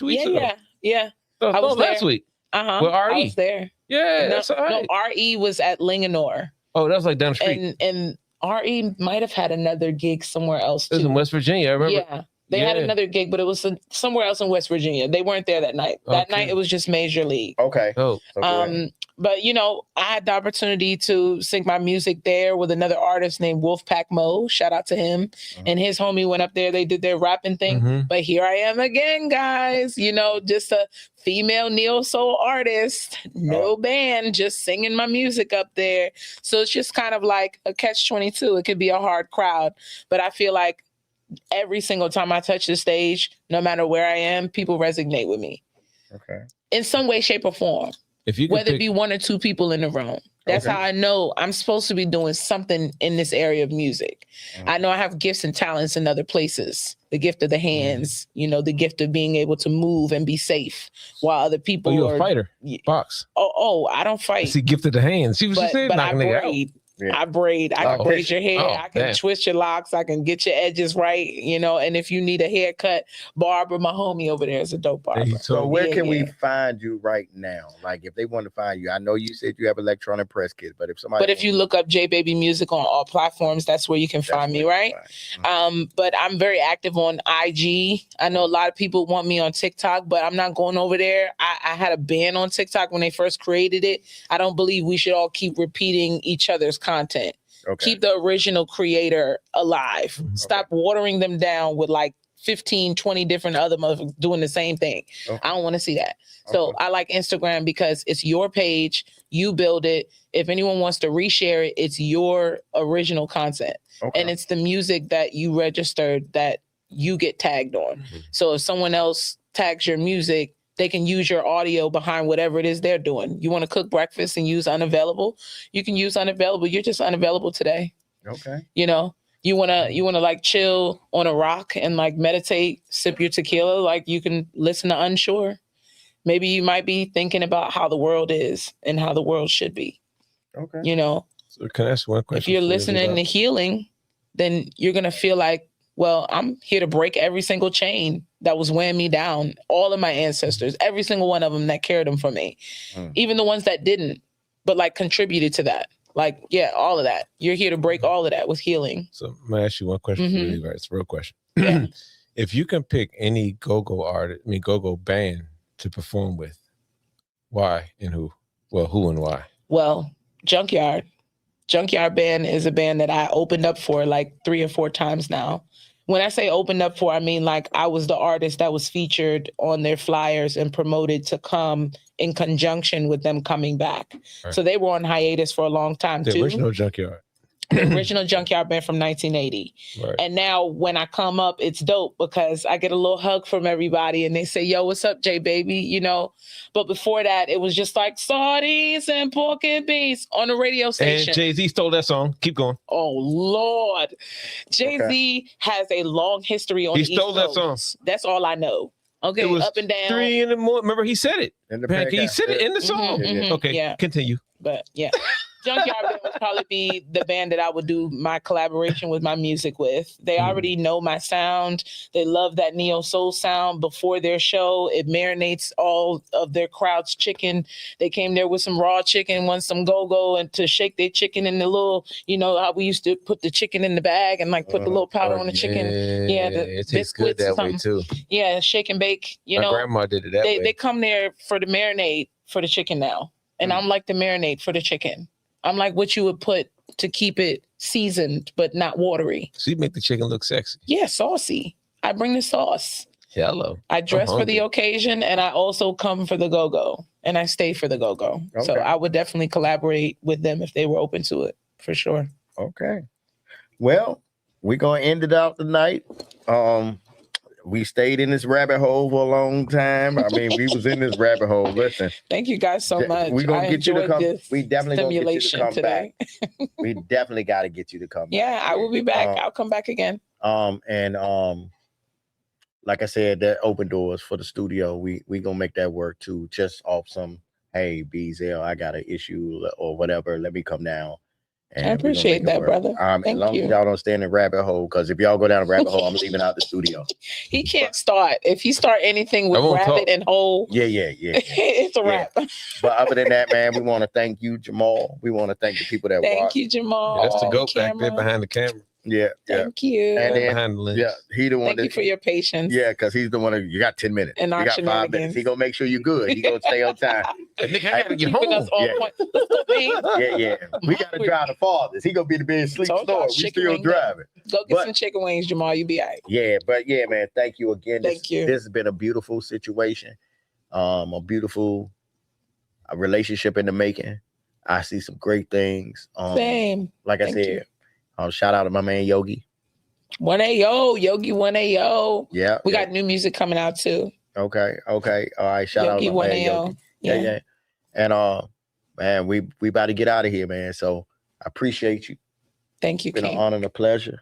Thank you for having me. Man, and you done called me a king so many times. I'm over here feeling Thank good. you, King. I'm about to, Thank you. Yeah, don't worry about him. No, when I walk in my door, the next relationship I get in, if she don't call me king, it's gonna be a that's what I said. Call me When I go in the house tonight, I'm walking in there like a king. You know what I mean? I'm the king. Like the Princess Zamunda. Just tell them to call me. Like who put this in your head? Just be like JayBaby said I was a king. It's cool. He can wake up tomorrow. He can wake up tomorrow like the royal penis is clean. Oh, wait till I go to work. Wait till I go to work. Oh my God. All the Caucasians. Oh, yeah. You think you about to get a bath like you are the Princess Zamunda? Oh yeah, I'm about to be terrible tomorrow. I'm gonna be terrible tomorrow because I've been called a king too many times. If I woke up like that every day, I'm about to quit. I'm a king. No, we can't have that. Anyway, man, I thank you so much. Boom, this rabbit hole shit. You know what I mean? Oh my God, man. I don't know what to do. Lord forgive me, man. He is amazing, man. That's my bro. Love it though. I like his concepts. Yeah, it's only good times. I just sit back like I said, some nights I take control, some nights he take control. The nights he take control, it goes for a long time and we just ride. But yeah, we there. Gotta love your brothers. Yeah, man. Through every struggle. Oh yeah, man. I believe in conspiracies. Yeah, you have to believe in something. Yeah, we We done went from space to the underground to all around. Man, we done been all over the place. Yeah, man, we took the rocket ship. Yeah. I think I made it out of the hole. Yeah, you made it. Thank God. Well, you scared me because you really like the hole. I You can really, see clearly now the rain is gone. Oh. Da, da, da. Oh, man. Oh, man. I can see all obstacles in my way. Yeah. Come on now. You gotta give it some credit. I'm glad I can't sing. All right, man. Yeah, I take every nigga girl. I'll be singing that to everybody. I'll be walking up. Man, every time my girl try to argue, I'm just gonna sing. Mhm. Yeah, you should. Shut up. Yep. It'll But that's silence every argument. That's it. Good night, y'all. Peace We and love love. y'all. Thank you guys for tuning in. The heart, the heart, rabbit hole, boom.